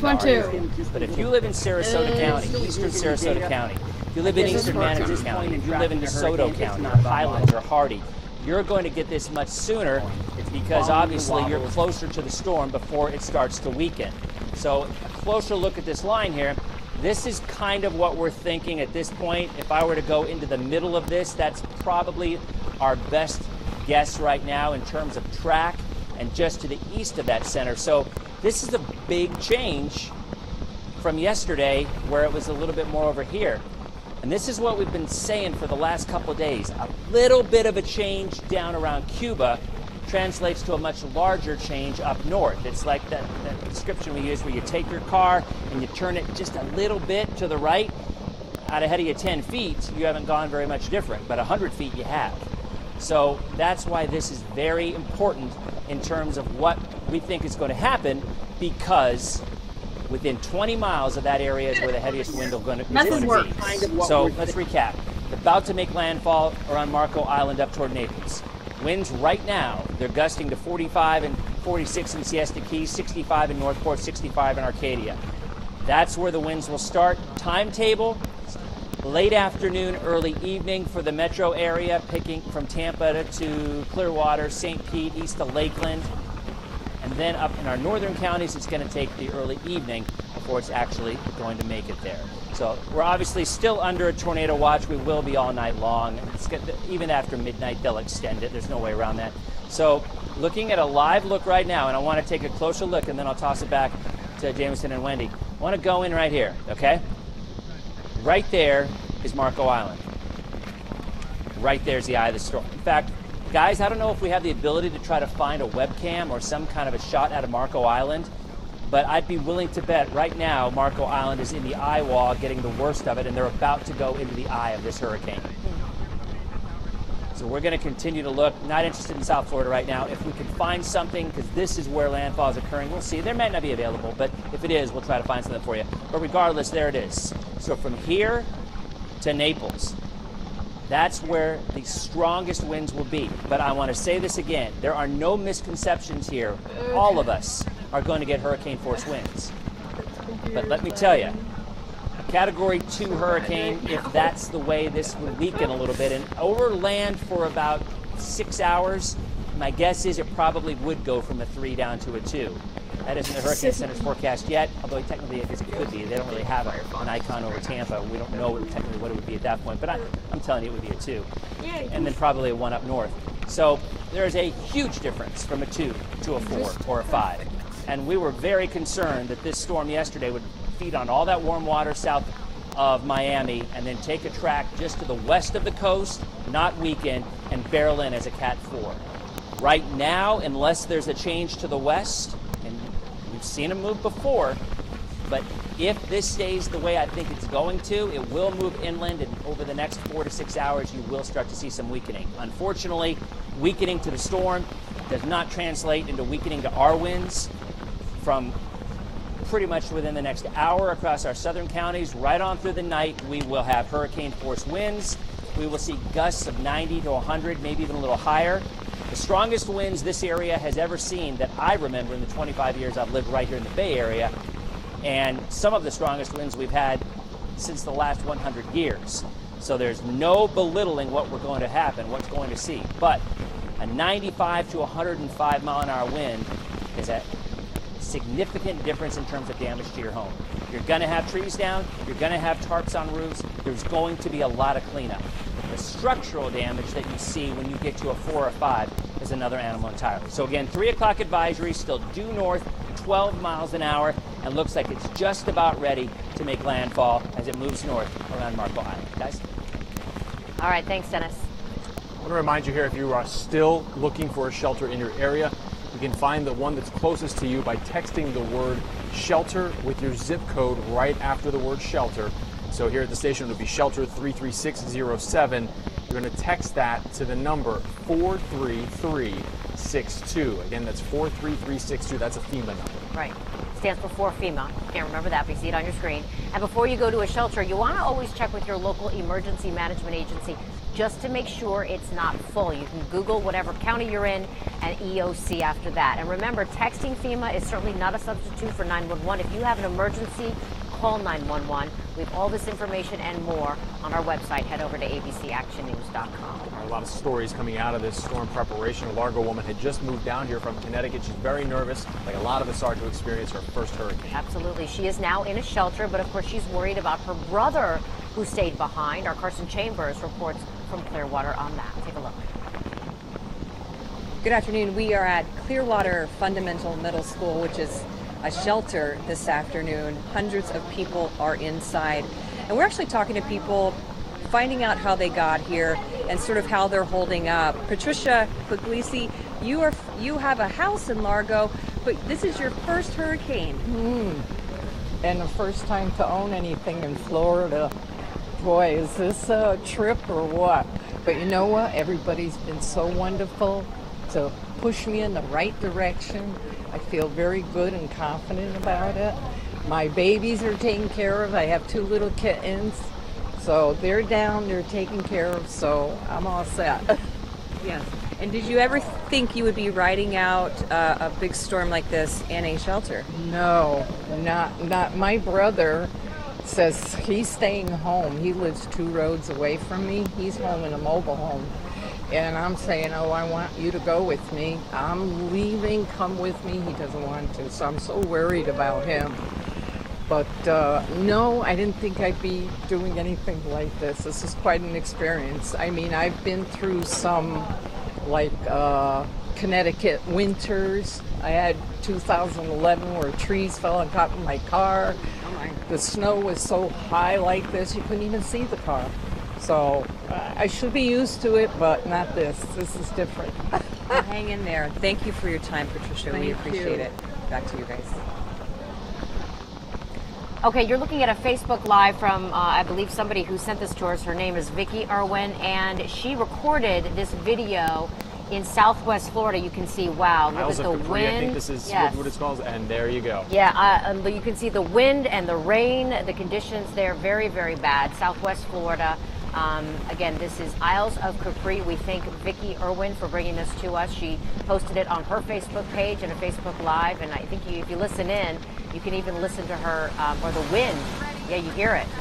You hear her talking and you hear the wind behind her. Wow. That is intense. Let's take a listen there.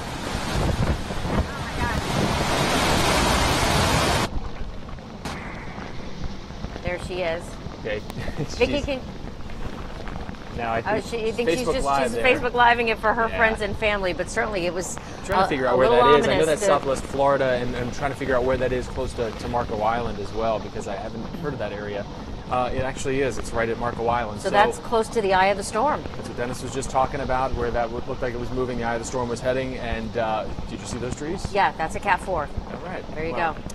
The minute a storm blows away, the bad guys start to move in and start to target victims here with scams that range from home repair to impersonating insurance adjusters. Yeah, which is just so aggravating and upsetting, isn't it? Taking Action reporter Jackie Calloway has a list of the top 5 scams and how to avoid trouble. Jackie? Well, you know, these are experienced hurricane chasers, and they're always moving in, and they're preying on the most vulnerable storm victims.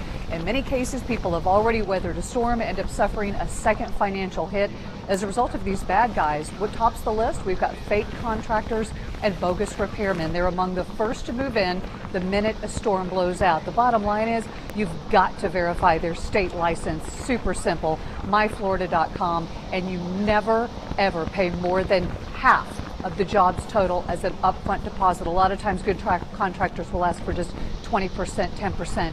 Beware of anyone who introduces themselves either as a representative of FEMA, the Federal Emergency Management Agency, or a representative of your insurance company. FEMA workers have ID badges. Insurance adjusters do as well. And also, these people are never going to ask you for money. They're here to help you. They're boots on the ground to help you.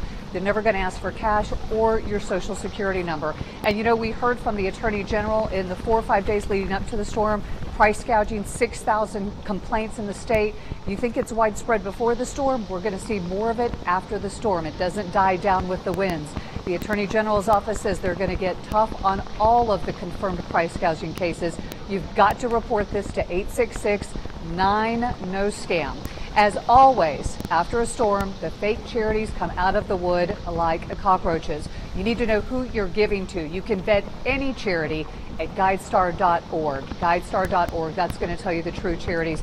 Hey guys, here's the bottom line. We want to hear about this as well. And if you're having any types of problems like this after the storm, you suspect someone's trying to take advantage of you, shoot me an email, Jackie at ABC Action News, or find me on Facebook. All right, Jackie, thank you. I want to correct myself. Dennis, Chief Meteorologist Dennis Phillips saying it was a Cat 4. As it hits Marco Island, it is now a Cat 3. So the winds are not nearly as strong as a Cat 4. We want to make sure that you know that. Of course, it still looks ominous and very scary.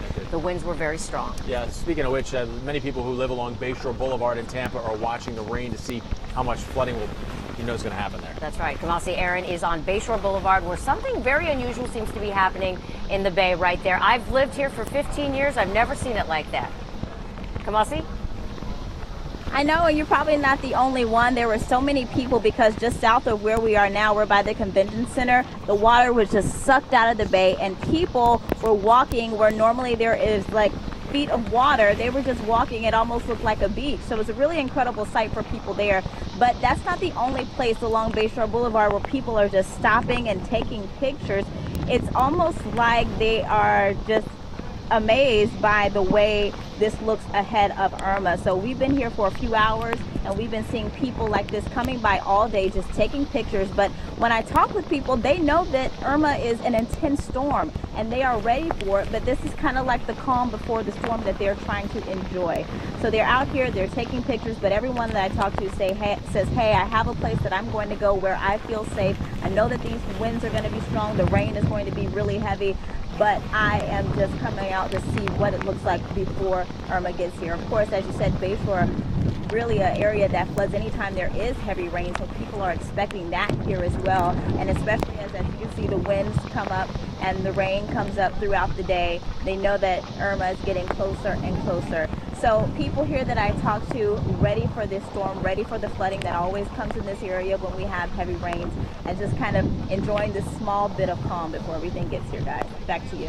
All right, Kamasi, thank you. We want to address the fact that, I've lived here 15 years, and Dennis and I were talking about how we've never seen Bayshore Boulevard look like this with the water that bare so close to the sidewalk. So, Dennis, can you talk about, why that happened? And it's not going to be a tsunami when the water finally comes back, right? Because people are saying that on Facebook and scaring everyone, right? Of course they're saying it on Facebook. Yeah. The internet's never wrong, right? Now, what's going on is this storm is a huge storm in terms of size, okay? So even though the winds really have not been all that strong in the Bay Area yet, the reach of this has still been so strong that it is pushing all the water out. Northeast wind. We've been talking about this for days. What happens now, we haven't been talking about the fact that the bay is going to get pushed out. That's a rarity, although I did talk to a couple of folks on Facebook saying that it has happened before, and they said they've never had a better day of fishing in their life. So I guess it has happened before. But with a strong northeast wind pushing everything out into the Gulf of Mexico, that has literally emptied the bay in a lot of ways. When does it change? It changes once the center of the eye of the storm The internet's never wrong, right? the east-west line of the dawn. That will be later tonight. And then into the overnight hours. It will not be a tsunami. A tsunami, if you've seen video of tsunamis, within a minute or 2 minutes, you've just got this wall of water that comes in and raises everything. But over a period of time, there's going to be a ton of water pushed back to the bay, which is why there is a storm surge warning in effect. And that water will be 5 to 8 feet higher than it usually is. So that has not changed. The Weather Service, the Hurricane Center did a really great job anticipating how high that surge would be. And the fact that this storm, while it's still 100-something miles away, was still strong enough to push out the water from the bay while the worst is still yet to come, shows you how powerful it is. So that, again, is not going to happen, but there will be major flooding. There will be surge. 5 to 8 feet of water right along the coast is nothing to mess with. I mean, you can hide from the wind, but you cannot hide from that water if it comes in. And if you're just tuning in, again, north winds, this is so important to the track. And we've now for 4 hours had a northerly wind. I mean, it's making landfall right now. And I think we'll probably, Shay, within maybe 5 or 10 minutes, we'll probably get a notification that says that Hurricane Irma made landfall in Marco Island or maybe up closer toward Naples, and that's what they do. They actually issue an advisory. Now, the track, and this is very important, okay? The last track, everywhere on the internet, everywhere that you're seeing the official Hurricane Center track, that was at about 11, well, that was issued at 11 o'clock this morning. That's only updated every 6 hours. A lot can happen in 6 hours when a storm is about to make landfall. A lot has happened. And the most important thing that's happened is this storm is moving due north. And it has moved due north now for over 4 hours. Well, 10 degrees west of due north, 350 degrees for those who are familiar with the compass. So if you're going due north or just west of due north, the track that the Hurricane Center has for the center is probably going to be too far west. Now we do have a Marco Island picture, and this is where landfall is going to occur. So let's see what we have here. Marco Island, from where? Okay, here's a Facebook Live seeing the Marco Island Resort. Okay, Cans, I muted your mic because you're playing music. It's only updated every 6 hours. We're live. A lot can happen I in don't 6 want hours. to get this copyrighted. You still see that video everywhere. And it looks as though, as this person's, boy, the thing that scares, well, they're not going to get, and Wendy, you bring up a great point. The eye of the storm is pretty much going right over there. You're not seeing that water rushing in right behind it. It's going to take a while. So there it is. This is a Facebook Live looking out over a balcony. So they're up a little bit, and they're, boy, there you go. There's the wind. All right, that's right there. That's 100, 110. Look at those trees bent over. That is a Category 3 hurricane. So then the wall of the eye is hitting them right now, but they're about to be in the center of that in not too long too, and they'll get a little bit of a break. I'm not exactly sure where they are. We're saying Marco Island, but maybe they're on the far side or the inside. Lily Resort, wherever that is. But in Marco Island, you know, that's where they're staying. I mean, there you go. So you're right, Jameson. We'll keep an eye on this because based on what we're looking in terms of the satellite and the radar, especially, in fact, Shay, go ahead and call up the radar. We'll keep looking at this because it's a good video here. But the radar will show that they are right now in the eye. Okay, this, when you're looking at this, is probably the most intense weather going on with this entire storm. So right there, there's your max. I think that is a very safe and accurate description. And what's the miles per hour there? I would guess 110 to 120. Maybe closer to 110. I'll tell you, when we get the recon data, when we get the information from the Hurricane Center where it says maximum sustained winds, okay, that doesn't mean the entire area. That means the recon is flying all over the place, and the spot, the one spot where they find the highest winds, that's what the number that you see coming up on the TV. That's the number that you see everywhere. But the overwhelming majority of the winds are not that strong. This entire thing is not 120 miles an hour. Far from it. The west side, you can clearly see, is looking less organized, as it usually is. And right now, we're about to see landfall. So as long as this continues north, I mean, if it were to jog more to the northwest and go back over the water, then all of a sudden it could get stronger again. That's why the models are just not capable of predicting that. And for that matter, neither are meteorologists. I mean, we give it up to Mother Nature on this one. I mean, this is more of a wait and see thing. So, but over the last 4 hours, our experience comes into play with this. So when you've been tracking hurricanes this long, when the forward speed starts to pick up a little bit, which it is, it's now north at 12, that is a sign that it's being pushed by something. It's not doing it on its own. And it's being pushed by that shear that we've been talking about, that turn that we've been talking about now for the last 3 or 4 days. Well, now that turn has got it and beginning to push her harder, and it's going to start to snowball. So what happens in that turn? The forward speed begins to pick up. In other words, not the wind speed that we see 120, 110, whatever, how fast she's moving, north at 12. You'll start to see that begin to pick up, and usually you start to see it weaken. In fact, almost always you start to see it weaken. That's just with shear. Then you throw in the fact that it's over land, and it can start to weaken even quicker. On the downside, this is a massive storm in terms of size. So it'll take longer for her to wind down than it would a smaller storm, which wouldn't take as long. So Shay, can you actually just stop this on the final image here? Because I'm getting seasick looking at this moving like that. Okay, so there it is. Right there is the strongest part of the hurricane. Guaranteed. Right in that area. And probably right along there, so maybe in Marco Island where that hotel is, maybe they're not getting the strongest. But that's why I'll continue to harp this point until somebody listens. If you live in the area within 20 miles of this eye going north and you're on the east side and you're in a mobile home, you still have some time to get to a shelter, because mobile homes do not do well in a hurricane like this. Of a storm that's trying to weaken, you know, a 90-mile-an-hour wind to 95, you know, that might, a 90, you're going to have to repeat that, guys, because while I'm talking I can't hear you. Okay, we got a Naples shot. Let's go ahead and take a, let's take a shot of Naples here. All right, there you go. That's, you know, that's 75 to 90. But remember, Naples is on the northwest side. Naples is in that area that looked to be a little bit weaker. We also have a picture now. This is a picture. I'm not sure where we got it from, but this, some video here. This is actually in the eye, according to what my producer's telling me. Somebody's saying that's the eye of the storm. I don't know if they're a meteorologist or not, but I trust their word for it. It might just be somebody messing with us, and we're telling you it's the eye of the storm. It's really not. But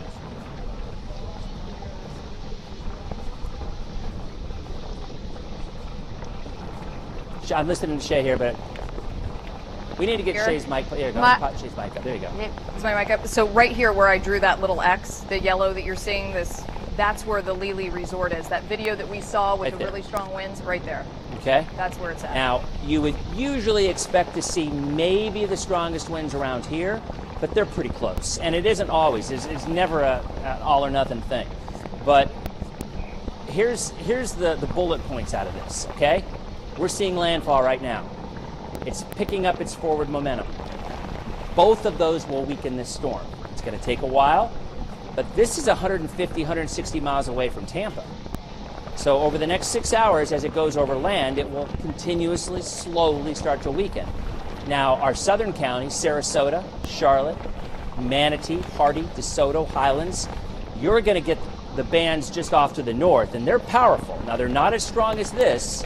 Remember that video we showed you from Miami a few minutes ago where things were rolling at about 100 miles an hour? In fact, most of the storm reports are the winds are stronger in Miami than they have been on the West Coast. So that speaks volumes, and that's why we were telling you the entire state is going to get a hurricane and hurricane force winds, because it's such a big storm. It's like Wilma. Never forget, when Wilma hit back in 05, it hit Naples. It hit areas down south, the same spot, but coming in from the west. I'll never forget, the first storm report I was expecting was from the West Coast. The first storm report was 130 mile an hour wind in Miami. So Wilma was a huge storm. This is a very large storm. Same thing. The reach extends all the way across the state. But the winds all the way across the state are going to max out at about 90, 95, 100 now. By the time it hits the Bay Area, maybe 90, 95, maybe fewer 100s out there. It's a lot of damage from a 90, 95 mile an hour wind. But it's usually not structural damage. It's usually trees down on homes. It's usually roofs not collapsing, but failing, collapsing if a tree falls on it. And then that sort of thing, and tornadoes. So this is still going to be the roughest weather we have ever seen for some of us who have lived here, and for a lot of folks who have lived here. But at least it's not a storm that's staying right now in the Gulf. It is weakening. It looks more ragged. And at least we're talking about a 2-ish low 3 as opposed to a 4 or, heaven forbid, a 5. So there you go. We're going to continue. We're going to continue to have Facebook Lives. We're going to continue to have pictures, because right now is when you're going to start seeing those reporters blowing all over the place and those live shots, because it's probably not going to get any stronger than it is right now in the areas from Naples to Marco Island. There was a wind, an anemometer thing that measures the speed of wind in Naples, and it was up there, and then it just went to 0. And it wasn't the eye, it was because it broke, and that was the official reporter. So it just goes to show this area right here is getting some incredible wind, probably 100 to 110, maybe a few spots higher than that. But I think this bodes better news for the Bay Area. Landfall, increased north motion, and shear all together means at least it limits the possibility that this is going to get stronger. And that, to me, is as important as anything that we can tell you right now. Guys? All right, thanks, Dennis. All right, Hurricane Irma disrupting so many plans. We've heard so many heartbreaking stories. That's right. ABC Action News reporter Jared Holbrook met one couple who bought a house in Cape Coral and now they need to wait and see if they will ever get to move in. Here in Citrus County, we came across a couple who had to evacuate with a temperature of 74 in Spartanburg, 75 in Eau Claire, 76 in Rochester. They just moved into their house Tuesday morning. So needless to say, their timing could have been a little bit better, and they'll tell you why. So we just bought it on Tuesday. You just bought it and have you moved in? No. We closed on Tuesday.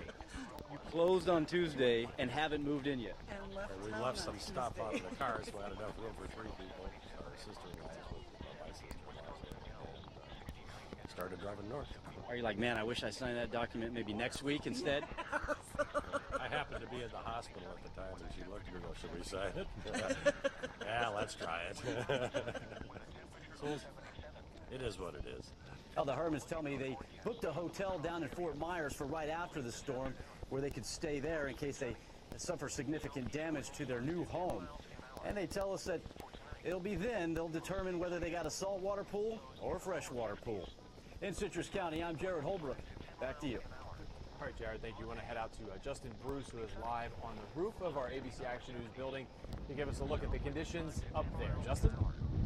Thanks a lot. Yeah, everyone here in Hillsborough County has been kind of in a wait-and-see mode for the last several hours. We knew that the tropical storm force winds were going to be possible this afternoon, and we're starting occasionally to feel those 40-plus mile-per-hour gusts. Now, one county over in Pinellas County, because of the way the winds blow around a tropical system, they've been seeing 50 to 60 mile-per-hour gusts, so much windier just to the west of Tampa Bay. But you can see Raymond James Stadium behind me. Of course, the Bucks were scheduled to be playing in Miami right around now. Next Sunday's game, a home game here against the Bears. Fingers crossed that we have things recovered and we'll be playing next Sunday. But you can see the palm trees waving in the wind as Dennis, Shea, the whole weather team have been telling us for days and days and days. The winds are going to get a lot worse here in the Tampa Bay area across Hillsborough County as the center of the storm approaches. So later on this evening, we're thinking after 6, after 7 p.m., that's when conditions are really going to deteriorate. Even though the gusts so far have been 40 to 50 miles per hour, you're outside, even just sort of looking out your door at home or from the shelter, you're starting to feel those winds pick up a bit, light to moderate showers, but conditions are going to be much, much worse as we head toward and past dinner time, expecting the worst weather around and after midnight. So I'm sure we'll have many more live reports here from the roof of ABC Action News, and conditions are going to get a lot worse before they get better. All right, thank you. Well, checking on things now in Polk County. Our Brenda Lise Gonzalez is live there outside the Emergency Operations Center with the latest. Brenda Lise. Well, the winds and the rain are certainly starting to pick up now. It's really just coming in gusts, so we might have a period of calms, what we've seen before, but then we'll have these large gusts of winds. You can see right there, we've got the hurricane warning flags up just outside of this building. So a couple of reports of trees down over in Lakeland and Winter Haven. No reports of any significant damage so far in this area, but we are already hearing of reports of power outages. Lakeland Electric has crews out making any repairs they need. Kathleen High School lost power, but that's been restored now in the last hour. Okay, about shelters. There are 19. Philip O'Brien can no longer take pets. They can only take people from now on. Polk County Health Department, that's serving as a special needs shelter. They're nearing capacity. Rich Community, though, has space. Spook Hill reached capacity yesterday, but again, there's plenty of room for folks at other shelters. And as you can see, the weather now getting a little stronger now with the winds, but we noticed just on our way here, lots of drivers still on the roads, and that's something that county leaders just a while ago said, you don't have to, and if you don't have to step out of your house right now, stay inside, because there's going to be a point where it's going to be too dangerous for you to be out there. So it's better just to stay indoors, especially throughout the night. In fact, one commissioner said, listen, you've already decided to stay during the storm in your house, stay there. Keep with that decision, because once we start to continue to see more of these winds pick up, that's when it's going to get dangerous to get out, and even first responders are going to stop and are going to have to find other alternatives to help with those emergencies. And we're going to expect these winds here in this area in Polk County to continue to pick up starting within the next half hour or so. We're expecting from 4 this afternoon to around 11 Monday morning to see really the worst of it. As you can see, though, already we're starting to see those winds picking up here. Reporting live in Polk County, Brenda Lise Gonzalez, ABC Action News. All right, Brenda Lise, thank you. And as Hurricane Irma runs closer to us, we're starting to see what she has already done to some parts of Florida. That's right. Our Laura Harris is here with new video coming into the newsroom. So, Laura, what are you seeing? I'm seeing a lot of different things right now. I want to take you to this first picture that we've got. This is some video that was just incredible for us. It's a boat in Miami Beach. You see it right there in the middle of your screen, right? Okay, now you see the waves kicking up. This boat is going to eventually just sink.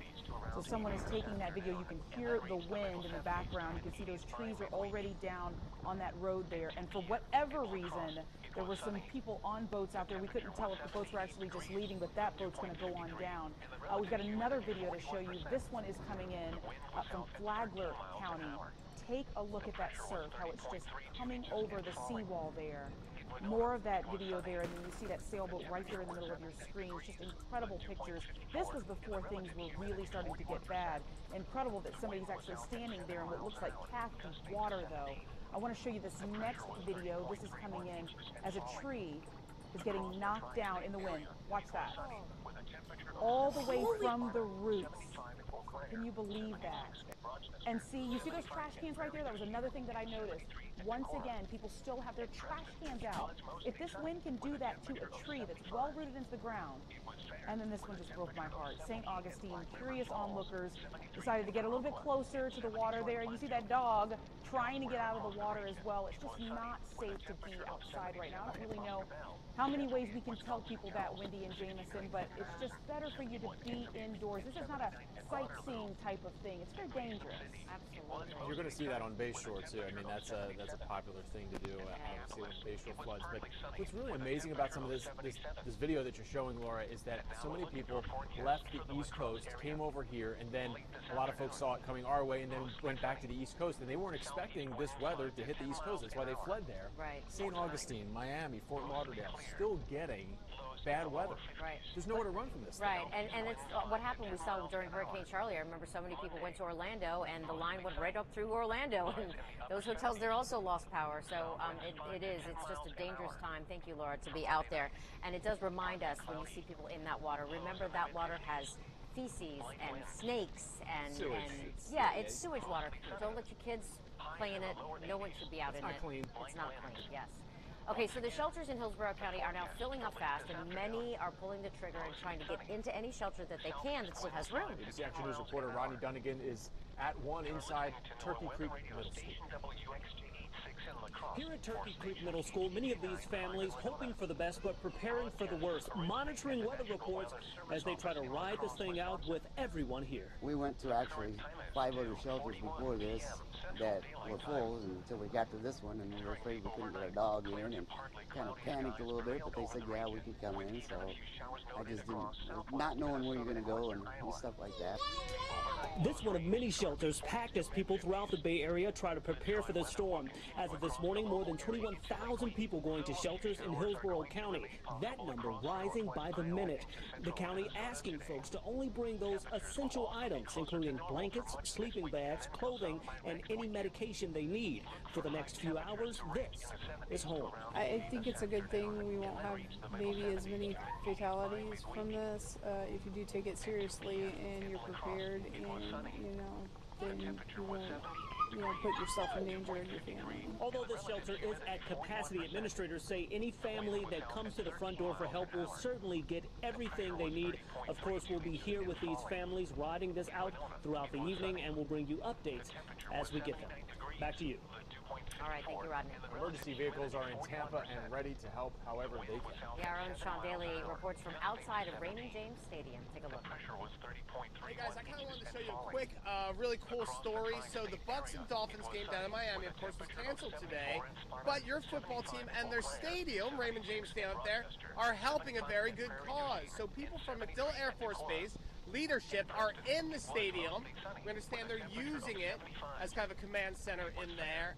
And outside in the parking lot, which is usually pretty, I think it's like preferred parking, pricey parking, the U.S. Marine Corps has some really wild, very, very strong, powerful artillery that they're parking here. So both MacDill and the Marines evacuated a bit where they were and came up here to a safer location. And the station is real close by too. So I just want to come over here and show you guys that. See, it's smart. It can be smart and cool to evacuate. Even the Marines and MacDill does it. And anyway, it's just really, it's awesome to see this stuff. And to know tomorrow, when people need help, you know, it's going to be people like this who are helping. You know, there's going to be some real strength and real power. So, I don't know, I find this kind of uplifting. Anyway, back to you. It's good to see those. All right, thank you, Sean. And we're going to go over to Chief Meteorologist Dennis Schultz now with some new information, Dennis. Yeah, Irma has made landfall. We just got the report from the Hurricane Center right on Marco Island, as we've been saying. So landfall with a wind gust of 130 miles an hour, but look at the sustained winds. They're down 5 more. The pressure is up. That's good news. Moving due north at 12.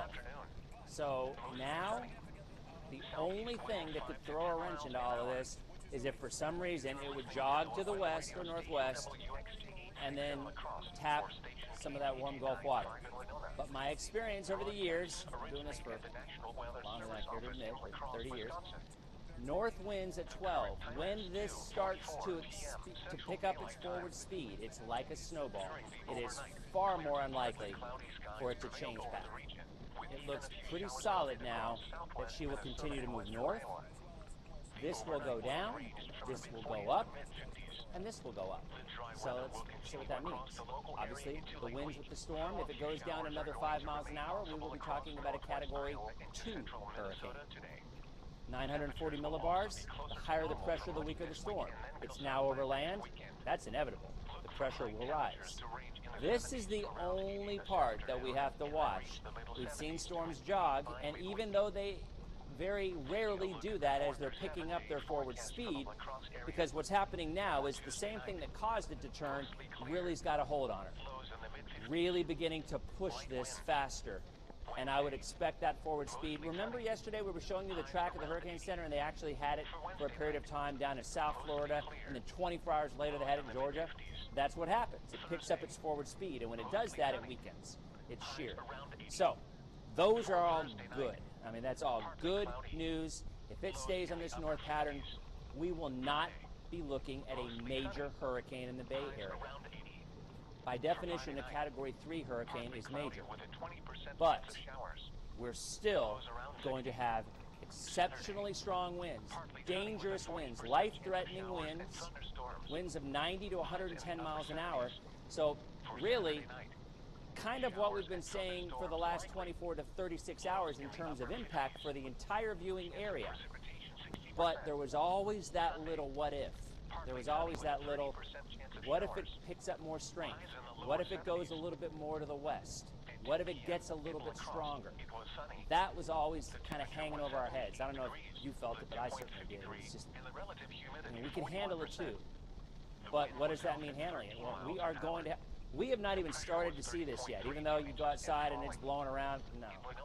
We're going to start seeing this in a couple of hours. Sarasota County, you're beginning to feel the effects right now. But this map that we showed you about an hour ago that Shay made, this is what we believe the path of the heaviest winds will be. So it's clearly right on through the Bay Area. Now remember, the heaviest winds are typically east and north of the center. So if this line were to verify, and now I'm getting pretty confident that it's going to, even though the Hurricane Center track hasn't been updated, and it won't be until 5 o'clock. But I can pretty much guarantee that at 5 o'clock, unless something drastic happens, the line that they have now here is going to be over here. So it's a good news, bad news. It's probably good news for people closer to the coast. But the one thing I want to stress, and this is probably more important than anything, this is not a single point. When you look at a hurricane, we look at the line and we think, okay, there's where it's going. No, this is going to give everybody hurricane force winds. The entire Bay Area is going to get hurricane force winds. And there's going to be a few spots where it's going to be a little bit more than others. In fact, maybe a lot more than others. But the good news is, now that it's gone over land, that maximum speed is going to start to weaken. And it could very well be a 2. And it's also going to break up a little bit, and maybe the strong band around the eye wall, maybe at that point it won't be such a pronounced area of strong winds and damaging winds. It'll be more isolated, okay? So that is also very good news. But the end result is here, we're not looking at a 4. We're not looking at a 5. We maybe aren't even looking at a 3. Maybe. Strong 2 still is a powerful hurricane. We're still going to have trees down. We're still going to have roof damages. We're still going to have all of the things that we've talked about. But maybe, and right now I'm feeling pretty good about it, we might not be talking about the possibility of what if it goes to a 4? What if it goes to a 5? That doesn't look like it's on the table anymore. So that's one thing down, right? But overnight tonight, these winds that are now beginning to pick up down south, they're going to increase. It's going to be a horrific night with people losing their homes as trees go on them, as pool enclosures fly all over the place, as flooding occurs, as storm surge occurs. We are about to have one of the worst weather events we have had in a long, long time. But in terms of top to bottom, it could have been a lot worse. It would have been a lot worse if this had re-intensified and stayed out in the water a little bit longer. And here are the current wind gusts, and look at this. Lake Placid, you've got wind gusts of 60 miles an hour, so you're probably going to start to lose power. In fact, guys, I think we're almost getting to the point where we're going to need to be reminded that folks may not be watching us anymore, but kind of listening. And by the way, there are ways that you can listen to us if you lose your power. There are 5 radio stations in the Bay Area that are simulcasting us right now. And if we can pull up that graphic, I'll show you what they are. Those, no, not us, it's in the control room. Shay's like, graphic? Yeah, Dennis, 99.5 QYK, Q105, Wild 94.1, B98.7, and 92.5 Maxima, along with 1010 AM WHFS. Well, we have a graphic, and guys, we should probably keep that handy because we're going to call for that a lot over the next couple of hours because people are going to start, there they are, people are going to start losing power from south to north now. It's going to start happening. We're showing you a wind gust of 60 in Lake Placid, 55 in Arcadia, 55 in Mayaca, 51 in Bradenton, 51 in St. Pete. So I think also now we're going to start hearing some numbers as they begin to rise in terms of the wind speed. But there you see it. And Dennis, we just got word from TECO that 2,500 people have already lost power in the Land O'Lakes area. That's just one area. 2,500 just in Land O'Lakes. Yeah, and that's what's happening there. Those are the outer bands. The main center of the storm is still way down to our south. But the radio stations that I showed you, that's one way that you can keep up with us. You can watch us if you download our app. It's a free app, ABC Action News, and then you go on streaming and you can actually watch us on the app. Now remember, that will drain your battery on your smartphone a little bit more down the road, so while you have power, keep charging your phone, but you can see everything that we're talking about. Although if you do lose power, those radio stations are just the greatest way to hear what's going on. So that is something we'll definitely have to keep watching. This is the latest radar. I want to take a little bit of time on this too, because the reason these places, Land O'Lakes, Pasco County, losing power is not because of the main area. This is just the beginning. We're now starting to see it. This is the outer fringe of Irma. And over the next 6 hours, Marco Island, I believe, is about 180 miles away, maybe a little bit less. This is moving north at 12 miles an hour, okay? So we've got a long way to go, and we're already losing power. If it's 180 miles away and this is moving 12 miles an hour, that's 15 hours, right? I think that's right. 15 hours before the center would actually pass from south to north if it were to stay the same speed. I actually think it's going to start to pick up its forward speed. Now we've got a Facebook Live right now from Naples, and this is what we're seeing. I'm Looking at the radar, the eye wall, well, first of all, the first thing I noticed is their pool enclosure is still there. Which is pretty amazing because so many people have said to me, is my pool enclosure going to be okay? And you know, I can't answer that. You're looking at this video and you're thinking, that's pretty good. It is. I don't think it'll stay that way. No, I mean, you can see one of the screens is already ripped. I mean, you know, it's not perfect. It's probably just a matter of time. How long will it stay in this area, Dennis? We're going to have hurricane force winds. Hurricane force winds extend 70, 80 miles in all directions.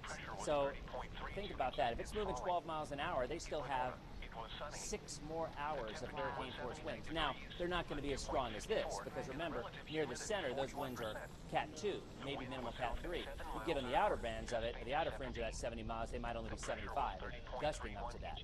So, I remember when Charlie hit, in my neighborhood that I lived in, there was a giant pool enclosure on a house, and it ended up, and this was a 2 or a 3-story house I remember seeing. I didn't have a 2-story house. And I remember it went over the house and on the street. So that's what can happen with those kind of winds. And remember, Charlie was nowhere near us. It was for our southern viewers. If you're watching Punta Gorda, we're talking about, this was actually northern Pinellas County. So anyway, like I said, these are all, to use an overused expression, it's about to get real. The yellow and the oranges are all coming in, and this is going to be when you're going to start seeing those 40, 50, 60, 70 mile an hour winds. Zooming in, Shay, can you actually, well, I think we have that here. So from Arcadia to Sebring to Lake Placid, Wauchula, and remember in all of these areas you can see the possibility of tornadoes. We've already had a couple of tornadoes reported, and even the report of a touchdown tornado. Let's go ahead and, can we zoom into the eye area again? Because this, of all things right now, my biggest concerns, we all know we're going to get hurricane winds. We've known that for a couple of days, so at least that I think a lot of folks have prepared for. But there's 2 things now that we have to focus on. There is the eye, there is the eye wall. So Naples is right there.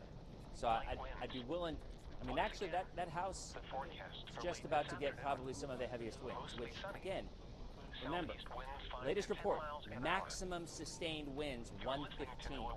So that means the majority of the area is not 115. Probably 110, 105. It's Cat 2. It's not Cat 3. So when you look at this, this is where the heaviest wind is, and I would say the red.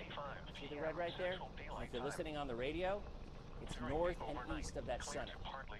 So that area, about 10 miles wide, is where the heaviest wind is. So imagine anywhere in that red spot if you're in a mobile home. It could be deadly. I'm not exaggerating. Mobile homes, how many times do we hear stories about tornadoes and mobile homes and people dying? Well, this at 110 is equivalent to an EF2 tornado. So it's probably getting too close for comfort to even get to a shelter in some places. I still think in Polk County you can, in Hillsborough County you can, but you've got maybe another hour. So you take this, in fact, Shay, let's do this. Let's pull this out, and let's draw a line with our eyes, north to south, along where that center is. Yeah, due north, maybe just west of due north. And that takes us into western Polk County and extreme eastern Hillsborough County. More western, yeah, more west. Well, it's close enough. It's been a long night. So that would be due north. Now, and it's technically a little bit west of due north. It's 350 degrees. It's not 360. But you see what I'm saying? Somewhere around there, if the path stays the same, that's where that line will be. Okay? So anyone within 10 to 15 miles to the east side of this line, if you're in a mobile home, if you're probably in Highlands County, it's too late. But if you're in Polk County, or if you're in Hardy, especially Polk, because you've got some time, and eastern Hillsborough, anywhere in those regions right there, and probably more than anything east of that center. But I mean, there still could be some wrapped around on the west side, because remember, winds are extending 70 miles hurricane force in any direction. I'm just saying, those areas are the most prone to winds if there's going to be winds of 110. And those are the ones you don't want to have anything to do with. It's better than 130 and 140, but they're still extremely dangerous. So just remember that. that's the second thing. And the last thing I want to talk about is storm surge. Because Wendy has said that a lot of people on the internet, well, at least some that we've seen, are saying they're worried about the fact that the bay has emptied out, which is unbelievable. I mean, it's happened before, I did check, but that water will come back. Now, it's not going to come back until the center of this storm passes the latitude of wherever that is, whether it's the bay or, because right now, the winds, look at where the winds are coming in. They're all blowing out. Now, we actually have a Facebook Live in Cape Coral right now, all right, and that's in that same general vicinity. They, too, have a pool enclosure that's hanging in there for now. It doesn't look nearly as stable as the other one did. No, it doesn't. And those are probably winds of about 90 to 100 miles an hour. Yeah, I'll tell you, we've been doing this for a long time, and just Facebook Live is such a great thing for something like this, because I mean, really, the folks who are brave enough or dumb enough to do a Facebook Live, to be that out there in it, right? Yeah. But I mean, it does. It gives us a perspective of what we can see. There's some of those. I think they didn't decide to bring in their pool furniture. Their pool furniture. That's smart. That's what you're supposed to do, by the way. Yeah, put it in the pool. You're supposed to throw your pool furniture in the pool. Good job for those people. So there's your wind. That clearly is in a part of the area that's not getting the heaviest wind. I mean, that strong tropical storm, minimal hurricane, I think at that. And that's just based on seeing it. Now, apparently President Trump is now talking about the storm, and we'll go to let's listen in the White House. Well, I hope there aren't too many people in the path. You don't want to be in that path. That's a path you don't want to be in, and we tried to warn everybody.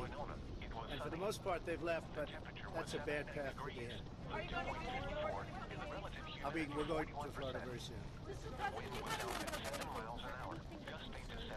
Well, just the power of this hurricane. This is probably, I saw somebody said 57 years now. Who knows what that means, but it's just about the biggest ever recorded that hit land, and unfortunately, we got it. Now, we may have been a little bit lucky in that it went on the west, and it may not have been quite as destructive, but we're going to see. Look, it's going to play out over the next 5 or 6 hours. I'm going in now for meetings, but it's all about coordination. I think we're really well coordinated, as well as you can possibly be. And I'll tell you what, we have great people. And a group that really deserves tremendous credit is the United States Coast Guard. What they've done, I mean, they're going right into that, and you never know. You know, when you go in there, you don't know if you're going to come out. They are really, if you talk about branding, no brand has improved more than the United States Coast Guard. And FEMA and the entire group, FEMA's been incredible. So now we'll see what happens. I think the hard part is now beginning. We'll see what happens. Excuse me? It's going to cost a lot of money. Right now we're worried about lives, not cost. Thank you, everybody. Thank you. So just following up, the president just mentioned that 57 years, who knows what that means. Actually, we do. 57 years ago to this date, Hurricane Donna made landfall right in this same area, right at Naples. And Donna cut across the state diagonally through Polk County and exited at Jacksonville as a Category 4 hurricane.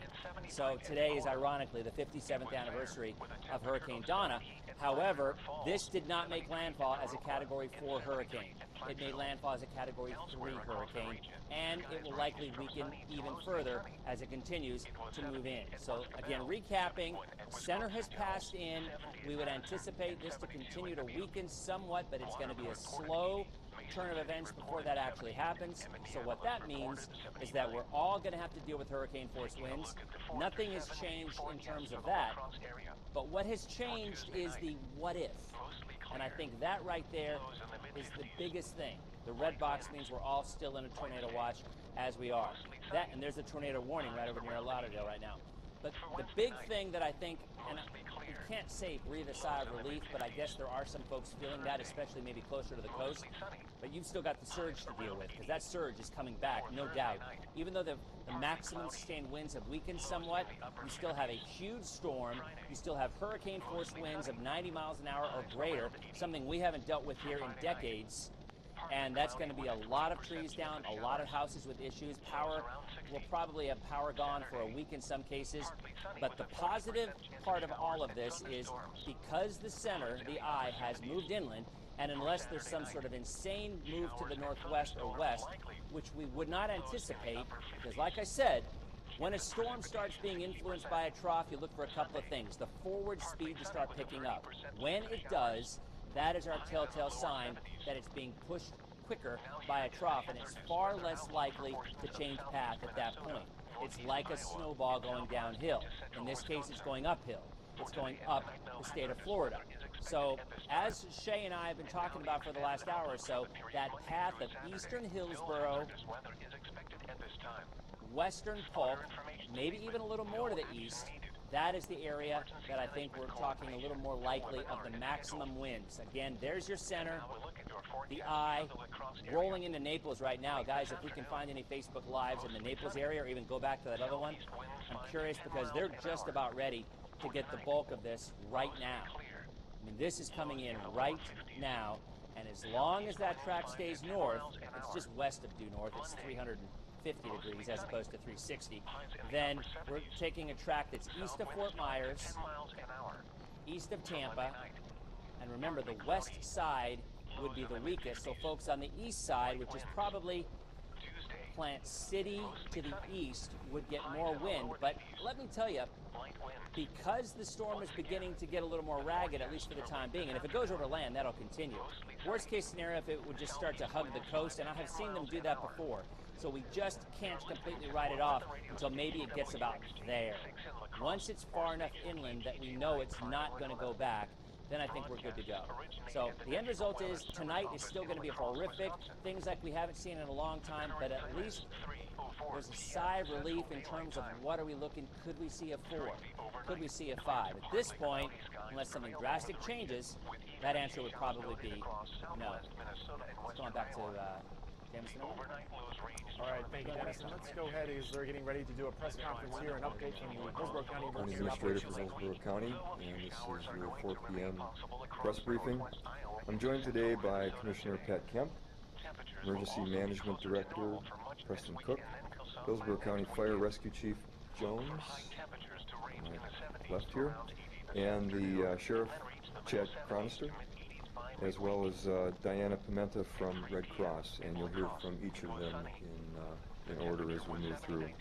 So as we predicted, tropical force storm winds will begin arriving in Hillsborough County as Hurricane Irma begins to make her way north through Florida. In addition to the winds, we've received consistent reports of rainfall throughout the day. So this is just the beginning. Conditions will deteriorate further and through the evening and into tomorrow morning. So beginning shortly and through around noontime tomorrow, approximately, that's when we're expecting to see the brunt of the storm come through the area. We have more than 28,000 people who found refuge in 45 of our county shelters.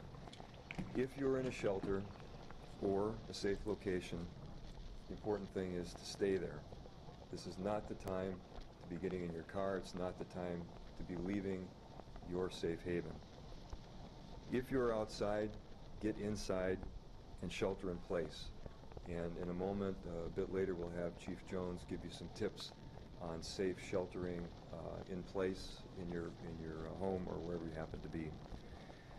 So we have 22 shelters open with room available for evacuees, but again, I want to be very clear, we're not saying get in your car and go. If you happen to be already on the way and you want to get to a shelter, that's fine, and Diana will talk about that from Red Cross's point of view. But as I said, I want to be very clear, this is the time to stay where you are. Understand that first responders and law enforcement will not be able to respond to you once tropical storm force winds begin. So we've already pulled our folks back in. I'm not going to put them in harm's way. But as soon as we get past the mid-morning or morning time tomorrow morning and it's safe to go out, we will begin to bring out massive forces of search and rescue supported by the National Guard, the Sheriff's Office, TICO, our fire rescue, all of which have been pre-positioned and ready to go. But given the magnitude of the storm and the fact that the entire state of Florida is enveloped in the storm, we can't really call on resources from neighboring counties. And so we've tried to pre-position as much force and as much help as we can from other states, and that's what we're going to use to begin the search and rescue effort. So at this point, I'll ask our Fire Chief Jones to come up and talk about sheltering in place. Thank you. Thank you, Mr. Merrill. I've said before, the fire rescue, all personnel are on duty in the stations ready to go. We are doing hourly measurements of the wind. Currently, we are below tropical storm wind speed, but it is increasing rapidly. At the point we reach the 40 to 50 mile per hour range, we will be unable to respond. So you should be aware of that. If you're not, if you have not gone to a shelter, you need to shelter in place in your home or whatever building you're in. And just some tips on that. We would encourage you to find an interior room on the ground floor of the building that you're in. An interior room that has no outside windows and doors is preferable.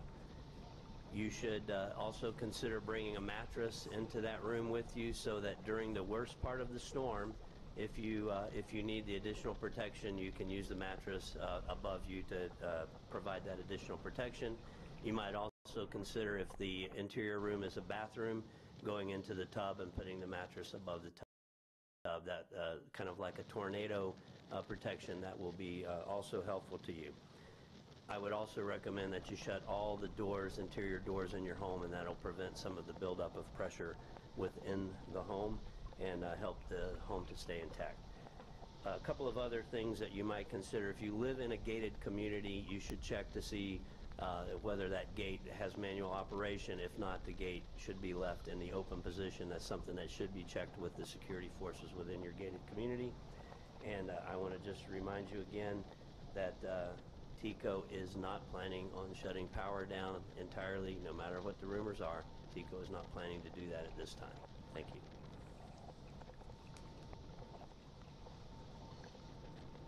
Hello, my name is Deania Pimenta. I'm a government liaison with the American Red Cross.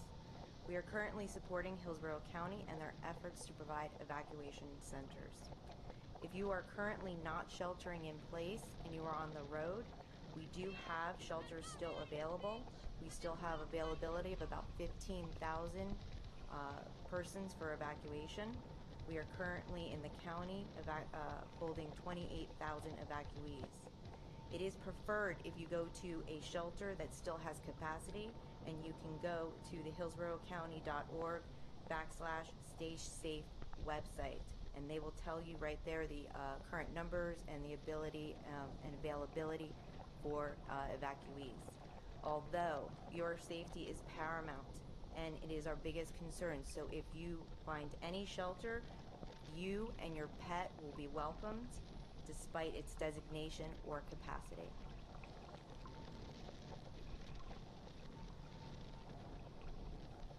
Thank you. Good afternoon. We've been saying this the entire time. We knew the winds were coming. They're picking up. This storm is progressing up the state. This is the time, as you've heard, to be where you are. We do have these shelters available, as you've heard. If you're on the roads, you should be getting off of the roads and getting to some safe location right now.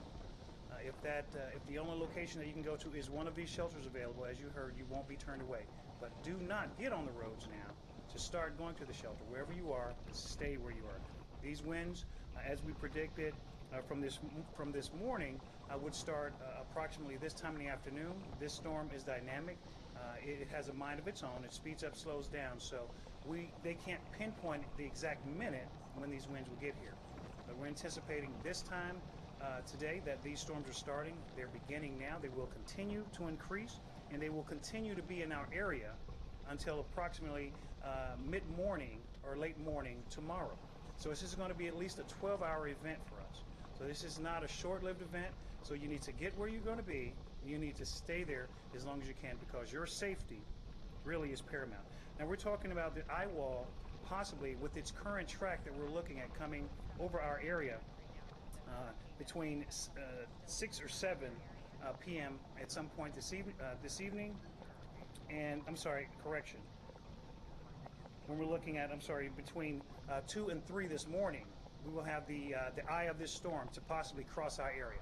So that means we will have tropical storm force winds for a number of hours as we lead up to the eye wall coming over, when those winds will increase to hurricane force winds if that eye tracks over us, which is definitely even more devastating. So again, this is not a short-lived event. You need to get to where you're going to be, and you need to stay there and ride this thing out so that we can all come through this thing safely on the other side.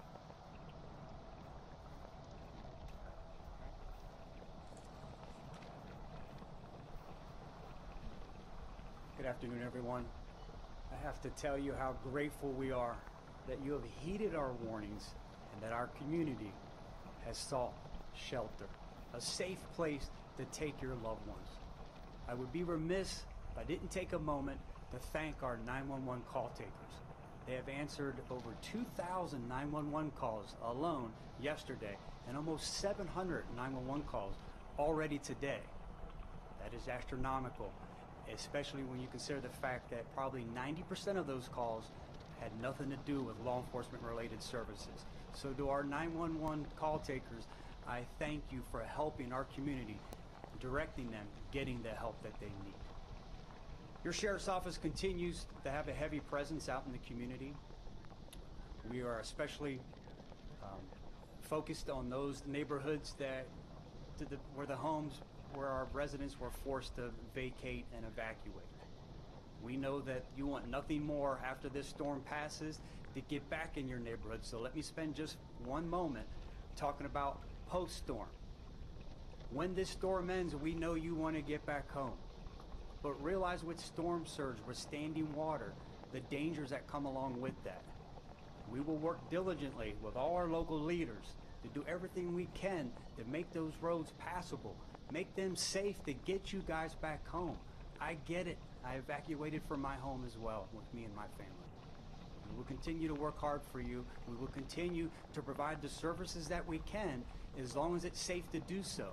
As we've continued to say all along, as the weather continues to deteriorate, we will have to prioritize our services and unfortunately at some point most likely even have to suspend our service to keep our deputy sheriffs safe. And I know that they hate hearing that because I have a bunch of deputies and employees who want to go out and do nothing but help others.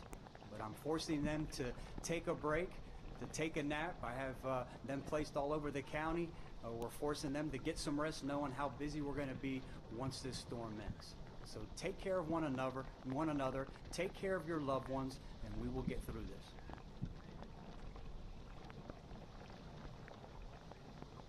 Thank you, Sheriff Chronister. So before we take questions, I just want to mention I did speak today or this morning with TECO CEO Gordon Gillette, and he assured me that his team is prepared and has brought in additional resources to ensure that to address expected power outages in the area. And again, just to clarify, TECO is not going to shut down the grid. They're positioned to address issues as they come up. Fortunately, Mr. Gillette said that the power usage is significantly down, primarily because there's not the heat, but mostly because we have people evacuating the shelters. So that creates some additional capacity for them to use. As a reminder, we remain under a local state of emergency as declared by the Emergency Policy Group, which includes the mayors of our 3 cities. And under that executive order and state statute, the Emergency Policy Group has authorized me to carry out all emergency responsibilities throughout Hillsborough County, including the incorporated cities of Tampa, Temple Terrace, and Plant City. Please be aware that I have not called for mandatory curfew. We urge residents to shelter in place, to get to a safe place. If conditions change, we'll let you know. That'll be a discussion that Sheriff Chronister and I have. I'll rely on his intelligence and his recommendations, but I have not called for a curfew in any part of the county at this point in time. We have emergency responders, equipment, and partner agencies in place. As I said, brought in resources from around the country, and we're ready to respond to challenges as Hurricane Irma will bring us those challenges tonight, Monday, and beyond. So with that, I'll open it up to questions.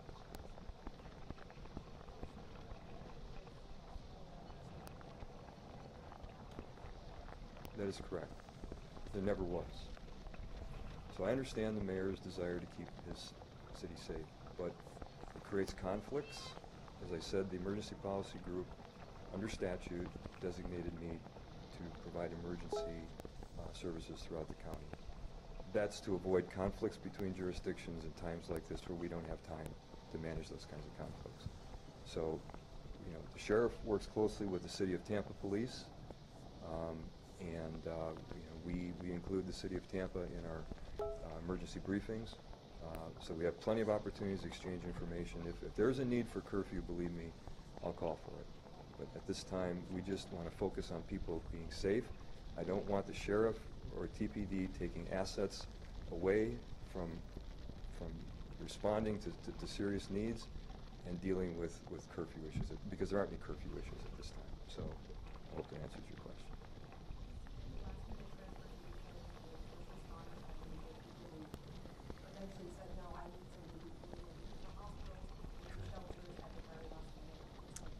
Yeah, we are still seeing some of that, and I mean, I know we've asked people to make decisions early, and I understand that, you know, that happens sometimes. So we are, and we have been up to the last minute that we can, trying to get people to shelters. But as I said before, I can't put my folks in harm's way, and so we are beginning to pull that back.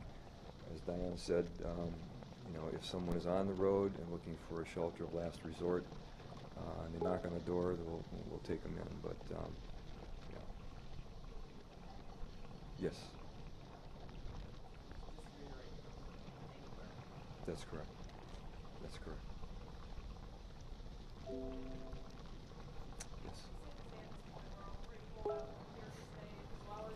For the people who are watching this at home, and even for us here, we're just waiting for the storm to come through here and pass. Can you talk to the people at home that are not here, they don't see what's going on behind these four walls, with the hundreds of people who are here and they're activated and they're standing by ready to help when this thing blows over? Yes, so it's a big operation. We have a lot of partners from the community, like the Red Cross. We have you know, our law enforcement. We have the National Guard, the governor, and has been very helpful in providing assets. So it's really a beehive of activity, all focused on helping people, first of all, be safe, but then secondly, turning towards the recovery mode. And we actually started that turn this morning. We've had a representative from FEMA here for at least a week or so or more, and Drew will be here for a while, but very helpful in kind of making this turn now and talking about what's the immediate recovery. Once the storm subsides, you know, that's an issue. How do we get to people quickly? What do we do to help people get to us quickly with information? Then the next phase of recovery, when we start talking about how we deal with property damage, insurance, but that's a ways out. We just got to take day by day. But it's a pretty amazing effort here, and people are really working hard.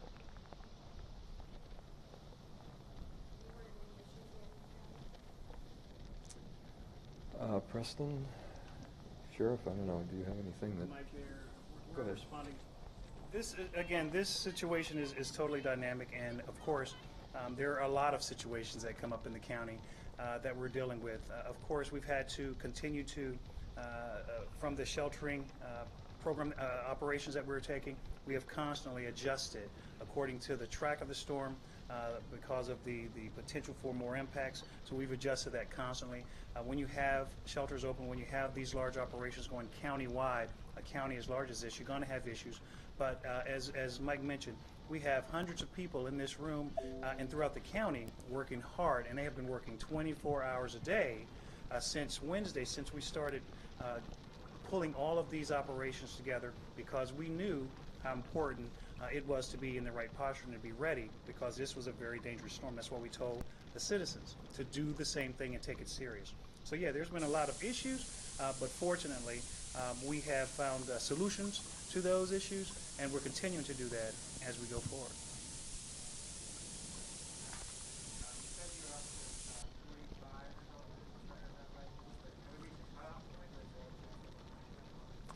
have 45 county shelters, and not now, but as I said at this morning's press briefing, we started, I think a week ago, identifying and talking with some corporate partners in the community who had large warehouse or conference facilities to find out if they would be willing post-storm, because those are not hardened facilities, to then deal with, you know, the aftermath and sheltering that might be needed. So right now, no, we're the 45, that's it.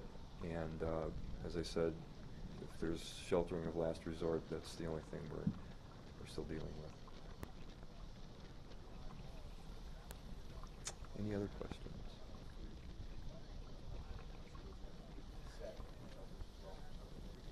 Yes, absolutely. You want to come up and address that? Yes.